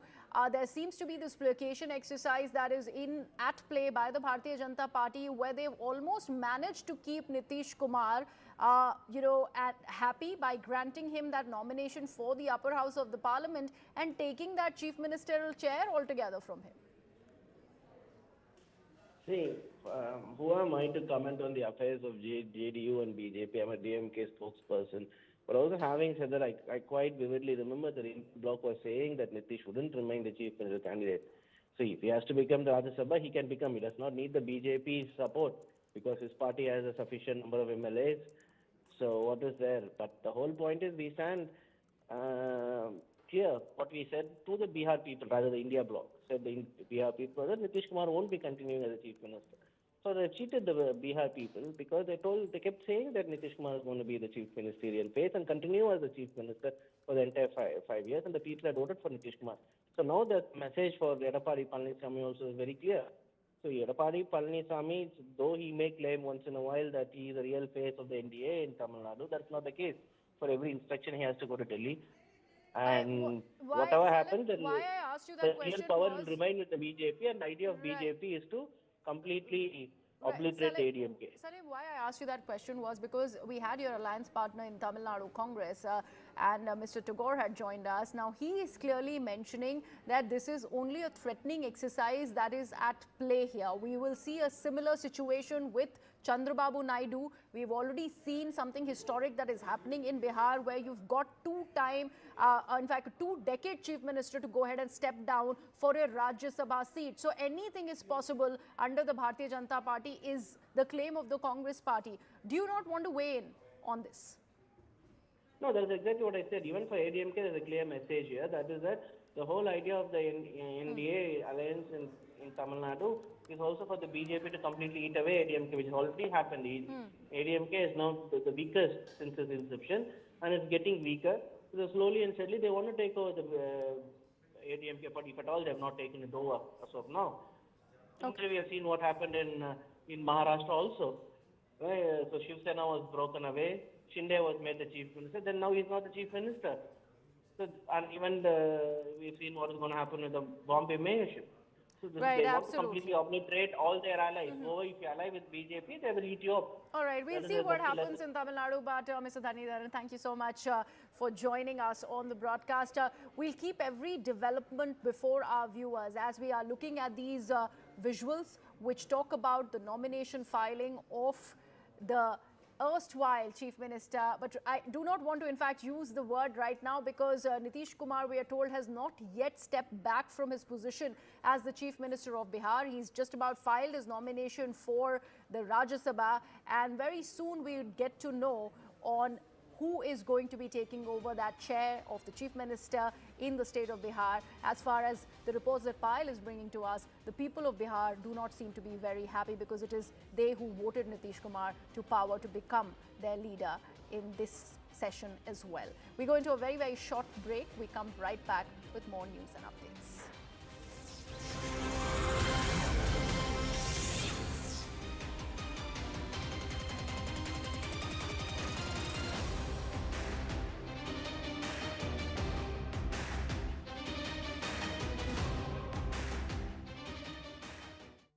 Do incorporate the Iranian point of view. Syed Abbas Araghchi, the foreign minister of Iran, seeing red because he said that the US has perpetrated an atrocity at sea 2,000 miles away from Iran's shores.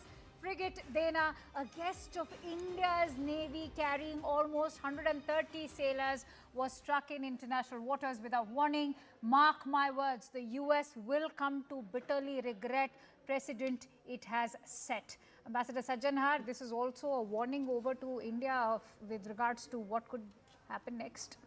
Well, you know, it was in international waters, as Foreign Minister Abbas Araghchi has said.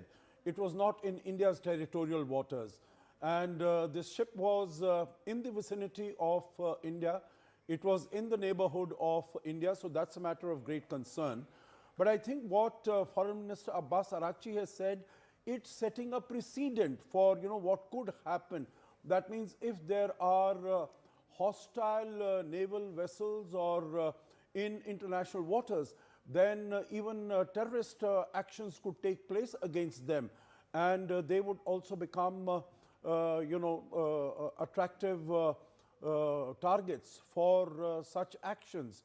And that would set a very bad precedent. And here it would not only be hostile in the traditional sense, but all those who have been supportive. Like you would see, as far as Iran is concerned, it has been hitting out, it has been shooting at all the Gulf states also. So in a manner of speaking, since they have got bases of the United States on their territories, they have also been categorized as hostile powers. But of course, Iran is trying to reach out to them, saying that, their hand was forced because the United States was attacking them. But that doesn't explain why they had to go after the do you sense civilian. a little bit of an instigation or a provocation is also underway here? Is that the card that Iran is now trying to play? Tom, if you could quickly join me here. Let's try and decode this. What are the Iranian officials saying at the moment? And what defines India's maritime boundary? So it's important to give context here on whether or not there were any violations. It's being spoken of as a warship in international waters. But if you could just highlight for us, how concerning should this be for India? Of course, just a second, please. So principally international, or actually all maritime waters of India are some 12 miles away from.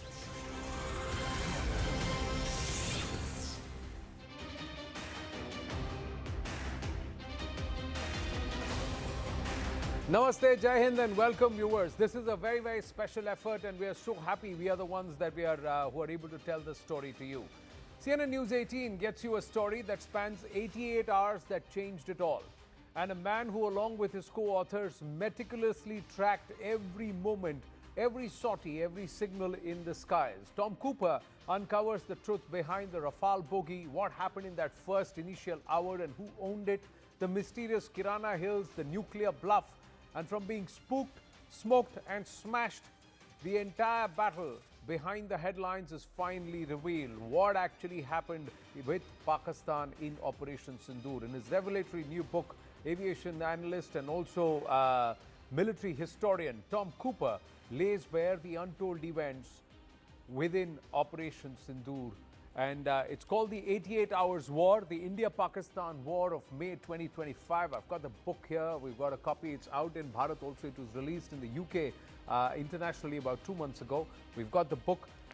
Let's first ask Tom Cooper. This must feel very, very good. Yes, absolutely. It was a piece of very tough work,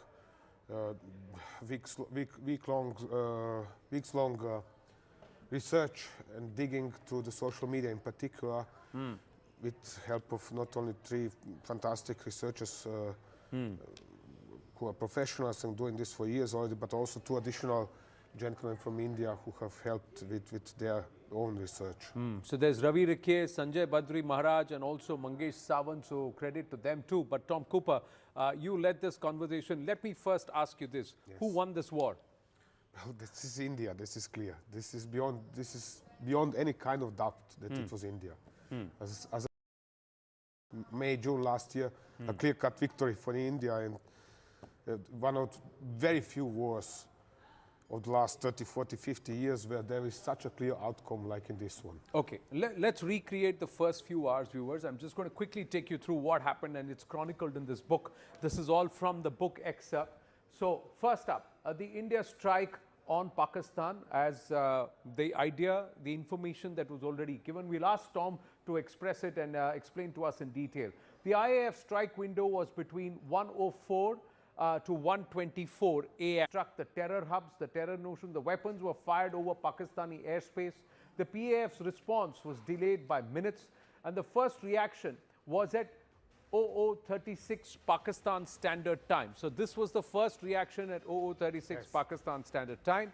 And also Rawalpindi, one SAM site, there was that was fired. Missiles were fired. Missiles, yes. Yeah, and missiles were fired from the Nur Khan Air Base also, and also there was the HQ-9 missiles that turned towards Akhrur axis, and targets were hit in Muridke area.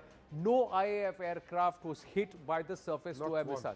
That is one of the most amazing. It is Yeah. one of the most amazing thing about this. When one goes through the reports by Pakistani people, civilians like us, reporting what is going on in all these areas. They report no movement by Pakistani aircraft. They report no movement by Pakistani aircraft, even at air bases where it is known that Pakistan Air Force is holding its fighters on quick reaction alert. Nothing. They report merely firings of 2 SAMs from one base and 3 from Nur Khan. So, and that at the time, the Indian Air Force strike must have been in full gear. That means the aircraft have already approached the border. They're climbing and releasing their weaponry before turning down to hide in the lower over the ground. That means Pakistani Air Force, by all of its claims, whatever was it's claiming, for example, Air Vice Marshal Ahmad during his famous press conference, he was claiming about how Pakistani Air Force moved in, and there was a huge air battle, and they were breaking There was Indian a dogfight and all of that. Dogfight, biggest dogfight of all the times, and whatever else. Nothing of that kind has happened. Indian Air Force has hit its targets and flew away. That's it. That's it. So there was no, because there was also that, was there a PAF interception that happened? Because they said that there was an interceptor that was fired. What was fired by the Pakistanis? It is what was the possible, PL-15s? It is possible that one of the Pakistani J-10s has fired a single PL-15 at one of involved the Indian aircraft, but this missile has crashed, hit the ground inside India. That's it. Not one Indian aircraft was shot down by them. Not one Indian aircraft was shot down. Let's sit back, because what the narrative was that, and they say that this PL-15 actually fell down near Pandhar in Gurdaspur. The impact was 30 kilometers inside Bharat, and the Army Air Defense actually reacted first. But my question to you is, in that 1 hour, there was a lot of speculation that was made, Tom. And what have you found in the book? If you look at it, you say the spark. You've given a background to why India did it. When you did the, the jihad import-export, that's the page that I've just opened. So let's understand this. Were you convinced as a military historian that Bharat was right in conducting Operation Sindur? For a simple reason that Pakistan is, as we said, we have written jihad import-export. It is organizing, training, supporting, commanding jihadists for 50 years, constantly searching for new ways to organize new organizations or new groups to find them. And this is nothing new in that sense. It might be new for somebody in the United States or Europe, but it is not new for India. It is even less so new for Pakistanis. They are even denying it sometimes, that they are doing anything. On the other hand, they have chiefs of their top political parties openly declaring their political parties as fronts of this jihadist movements. Right. So therefore, and that's what I pointed out, even 9/11 in the United States was original mastermind came from Pakistan. And he was trained by inter-service intelligence and later on arrested in Pakistan and jailed in the United States. So therefore, it is really Pakistan which is a center of well, international jihadism. Right. And you've also listed the kind of organizations where the ISI instigated over 12,000 attacks, all undertaken by organizations like the Jammu Kashmir Liberation Front, Lashkar-e-Taiba, Jaish-e-Mohammed, and the Hizbul Mujahideen. Yeah, we went through the records and counted over, so this is since the year 2001, over 12,000 terrorist attacks inside India. Without Kashmir, and another several hundreds inside Kashmir, of course. Right. We'll come back to the Operation Sindur conversation in a bit. We've just got more news coming through on the ongoing fury in the Gulf, so just deviating there. This is Iranian drones have hit Azerbaijan's Nakhchivan. Now, what does this mean, Tom? Well, that the Iranians have concluded that Azerbaijan is directly cooperating with Israel in this case, in its aggression on Iran. Azerbaijan was suspected of doing so already last year in June, but it was fiercely denying it. Now it seems the Iranians have concluded this is a matter of fact, for one reason or another. Now, these are Iranian drones again. So yes, again, you can hear the sound. It's yeah. typical. It's a Shahid. That's the Shahid 136 again. So now, the Iranians seem to have an unlimited stockpile of Shahid 136. Is that possible? And every time they're trying to use low-cost kamikaze drones to impact, how will the Azerbaijanis respond now? That is going to be interesting because theoretically Pakistani armed forces are excellently trained, excellently equipped, partially with Israeli equipment, especially UAVs and such stuff. So that means they are likely to go in to attack, counter-attack Iran. Counter-attack Iran. Now, if Azerbaijan actually weighs in into this direction, Tabriz, from Tabriz. So again, from the north, there is Iran has then again opened up another front. Can they actually afford to have so many fronts because they are now surrounded from all sides? Pakistanis are helping from here. The Azerbaijanis come here. They've also issued threats to the Kurds and they have attacked the Kurdistan region and also from here and the Gulf countries whom they have gone ahead and bombed. So this dynamic here, do you believe Iran will be able to defend this? I cannot say. I know what the leadership of the IRGC or what was left of the same things. And I'm not supporting or anything. I'm just can explain what have I learned after nearly 40 years of studying, between others, them as well. Primarily because, especially at earlier times, I was deeply involved into studying Iran-Iraq war. To them, it doesn't matter anymore. Okay. To them, it doesn't matter anymore because they are facing their death, destruction. Therefore, they are striking wherever they only can. Right. And whether now Azerbaijan is going to join some kind of a US-led coalition, which is then invading Iran or trying to dissolve it or whatever, right. You're going to see. But the IRGC is going to fight. All right. Now, let's take this back and bring it back to the Operation Sindur conversation and ask you, contrary to India having clear objectives, do you believe the biggest difference, why this war lasted only 88 hours, because India had its objectives clear? Would you say that? India had a clear objective, which was to retaliation strike against terror. This was as clear as it can get. What is less clear was Pakistani objective. The country was, at the time this terrorist attack in Pulwama was instigated. Right. Pakistan was in deep economic troubles. Right. There was, disorder in the country, protesting, riots. There was uncertainty. Which way is the government going to develop, and so on and so on. And they were in deep financial troubles. So anyway, right. Just like they are for decades already. Right. So, what exactly was Pakistan's aim? This is unclear. But Indian objectives were very clear. Yes. Let's try and break down that first hour. We put out where that 104 to 124 was where were India's strikes. Now, what happens from the Pakistani Air Force counter? So, at 1 a.m., the jets are scrambled from Sargodha. At 1:08 p.m., the jets are scrambled from Noor Khan Air Base. Yes. At 1:09, jets are reported over Islamabad. And at 1:15, the first scramble from Peshawar and Kamra actually happens. And then at 1:25, more jets from Noor Khan Air Base happen. 10 to 16 fighters from Musaf Air Base. Just talk us through this. Were they slow in response? They were slow in response. Major Manik Jolly is also with us. Good afternoon, Major Manik Jolly. Yeah. Yes. So they have started scrambling their fighters when it was too late. Right. They need their 5 to 10 minutes to get to the combat zone.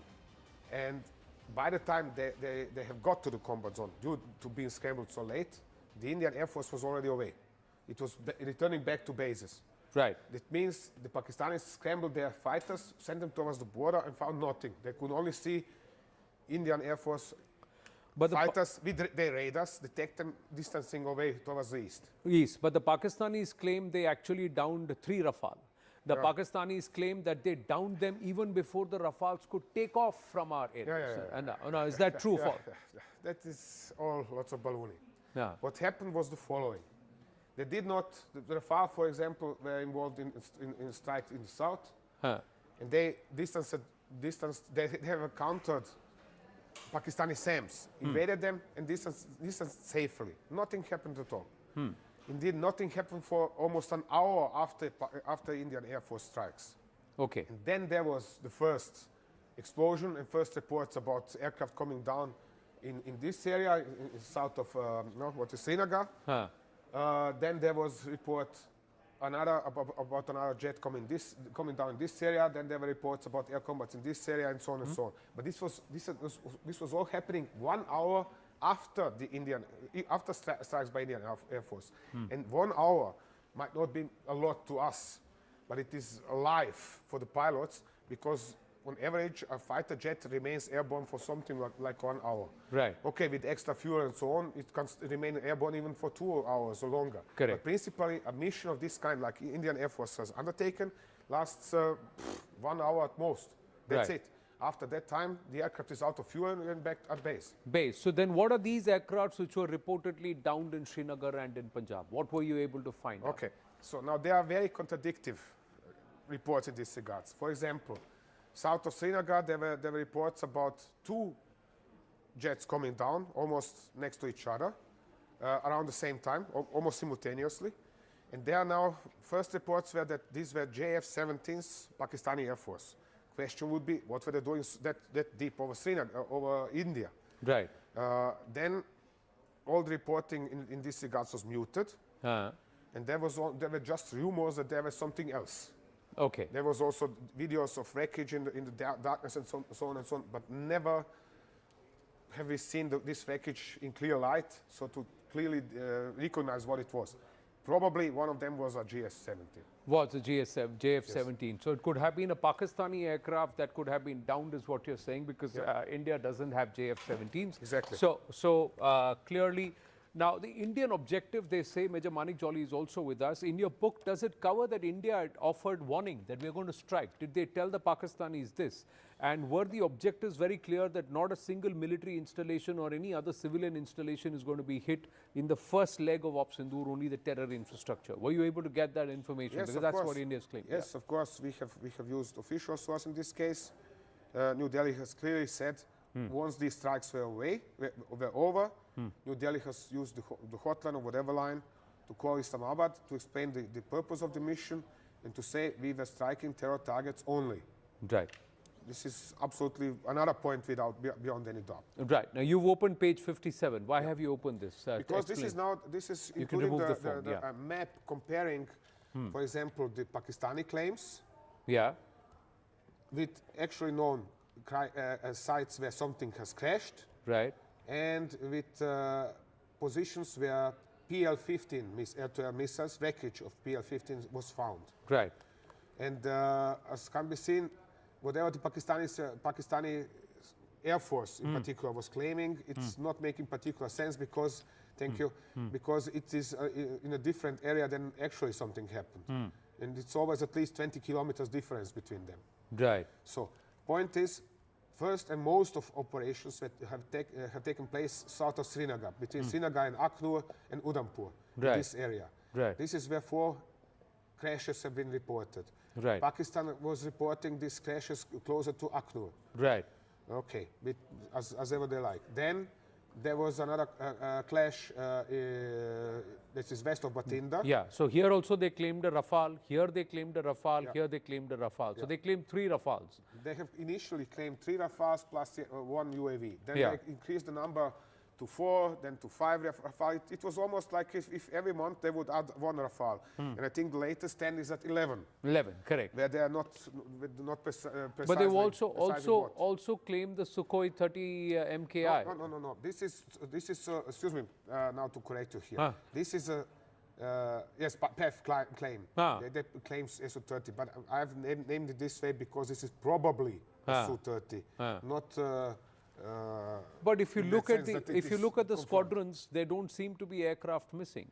India put out all its squadrons also recently on the air show. Be the Most Sukhoi of them, yes. Point is this: India has shown, for example, two of Rafales. As far as I know, two of Rafales Pakistan has claimed as shot down. There were specifically serial numbers: 001, 021, 022, 027, and as far as I know, India has shown 022 and 027 at least, if not 021 as well. So there is only one, which is visually confirmed. Anyway, this is the jet that came down west of Bathinda that early morning, has mortally injured one Indian farmer and killed another. Right.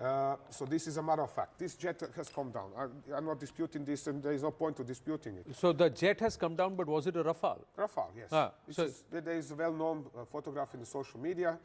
It is confirmed that it is authentic, and foremost the way serial number, national flag were applied, and the name Rafale are authentic. Right. So they say that this is authentic. So that means there is at least one Rafale that fell down. But this was not in the initial hours. Was it in No. This was not in the initial strike. What happened was that about half an hour after the Indian retaliation strike on terror camps in Pakistan, Pakistani Air Force began attacking Indian Air Force fighters flying combat air patrols at over India. Right. And deep over India. Right. For example, in Srinagar area, this is well-known CAP station because this is an air base. Correspondingly, Indian Air Force is regularly patrolling this area. Right. And they have first attacked these fighters. They were, as I said, they were confusing reports about how many of what aircraft were shot down. Right. There was obviously a severe missile exchange. Right. That was the earliest. Right. Then, in the south, in Bathinda area, where, as far as we have learned, okay, this is unofficial, but one of Indian pilots has avoided some 6 or 7 missiles, Pakistani missiles. Another has avoided at least as many, and then one has detonated close enough behind his jet. And that is this Rafale BS 001, which crashed into the field west of Bathinda. Right. And then there was another clash in between, in the well, let's say northeast of Amritsar. A group of Indian Air Force aircraft was attacked by Pakistanis by a combination of SAMs and air-to-air missiles, fired over very long ranges. Okay. It did. You can also read in the book. A Chinese contact was highly displeased over the number of PL-15s the Pakistanis have fired that night. He was talking about 20, then later increased this to 30. This means it could be even more. But very low number of these have scored kills. Right. Have actually hit something in India.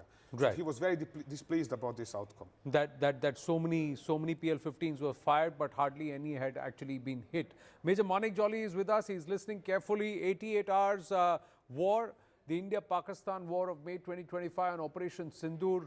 Tom Cooper there very clearly busting all the claims that the Pakistanis had made and saying that this is the proof, this is where it lies.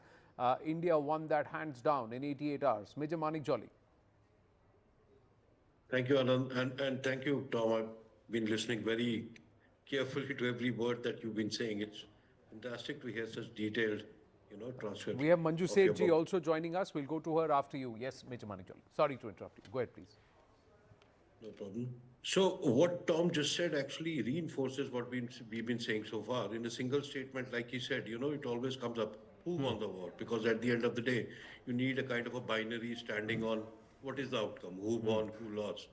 So his analysis as one of the most reputed military historian and, especially air specialist, and this being an air war, this being drone and aircrafts and missiles only, I think his word should be taken as an authority that if India did win, it kind of takes away all the propaganda that the Pakistanis have been projecting all over their country, international media, and trying to say we shot 11 jets, none of us, our bases were hit, this, that, everything. Right. The whole lies lay bare. And I think his book should be made mandatory to be read by everyone and be quoted wherever possible to tell the Pakistanis that this is how it is done. And final word on this is, Anand, that I think a review, it would be very good if we do a review of Op Sindur now, having more details that we have. You remember during Op Sindur, we were doing point-to-point brief in your studio. Right. Now would be a good time that we have all the data to go over all the speculations that we have then. And now we have data. and come to a point that, yes, we did win this emphatically and finally. Right. Just quickly, even the nuclear bluff. Page 16 talks about the nuclear bluff. Manjuji, the whole bluff about Kirana Hills and this nuclear bluff, somewhere has Bharat also been able to show that the entire nuclear bogey and the levels of deterrence beneath the nuclear threshold? Yeah, I think as very rightly mentioned by the other panelists, this was something which India, I think, did not move into the narrative war so quickly. And I think that's one of the reasons why we were not able, that's why people did not get the exact picture. But with all the actual data coming out, I think it has something, it has put light and put facts in place. And I think the nuclear deterrent that Pakistan claims to have still, I think it has been damaged. And I believe that going forward, but I'm not sure they've already restarted, their nuclear program because they have many, behind the scenes partners to help them do that. So we don't know yet, but it seems that it has been destroyed. But a nuclear threat that they keep issuing, seems exposed right now with the actual information. Right. Final word on the nuclear bluff. Yes. Yeah, we are discussing this in the book as well. There is a huge nuclear program in Pakistan. They are spending billions, 2 billions unknown to be spent in order just to maintain it per year. This is without production of weaponry and so on. So there is a huge program. But apparently, considering what has happened last year, it's useless. Why? Because they do not have platforms, that means fighter jets and missiles or missiles that could be used to dependably deploy this against India. Right. And if you have nuclear weapons, but you don't have the means to deploy them, what's the point to bring of them to having the them? enemy, then it's absolutely pointless having them. Pointless to have them. Well, for the rest of it, we're not going to tell you more. There is also the entire PL-15 bogey and the bluff. But for that, you'll have to get this book from the bookstore and read it. And it's a must read. Very, very engaging. This is part of the Asia at War series that's been authored by Tom Cooper and the others. 88 Hours War, the India-Pakistan War of May 25. Congratulations on this book. And thank you, Tom. Thank you very, very much. Very much my pleasure. Thank you very much for inviting me here. Thank you. Thank you. We're going to take a short break. Stay with us.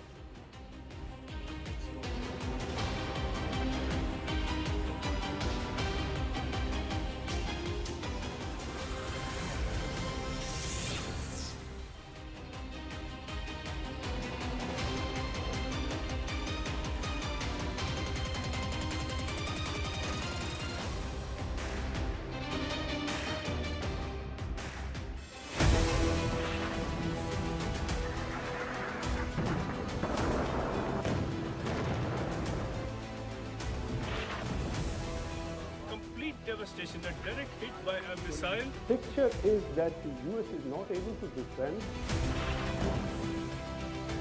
Of a drone of massive, the number of ballistic missiles. Where is it that Iran is actually placing its resources right now? Tabriz, Sanandaj, Kermanshah. And this is now what they are doing since yesterday. They are conducting more or less an organized. This is our network phone. We've got some more images here. We've got another image of the US Navy's 5th Fleet headquarters in Manama, Bahrain. Oman, Saudi Arabia, and this way to Europe. Iran now has been completely, in some ways, dominated. With ballistic missile attack. It means the Kuwaiti air defense was under big strain.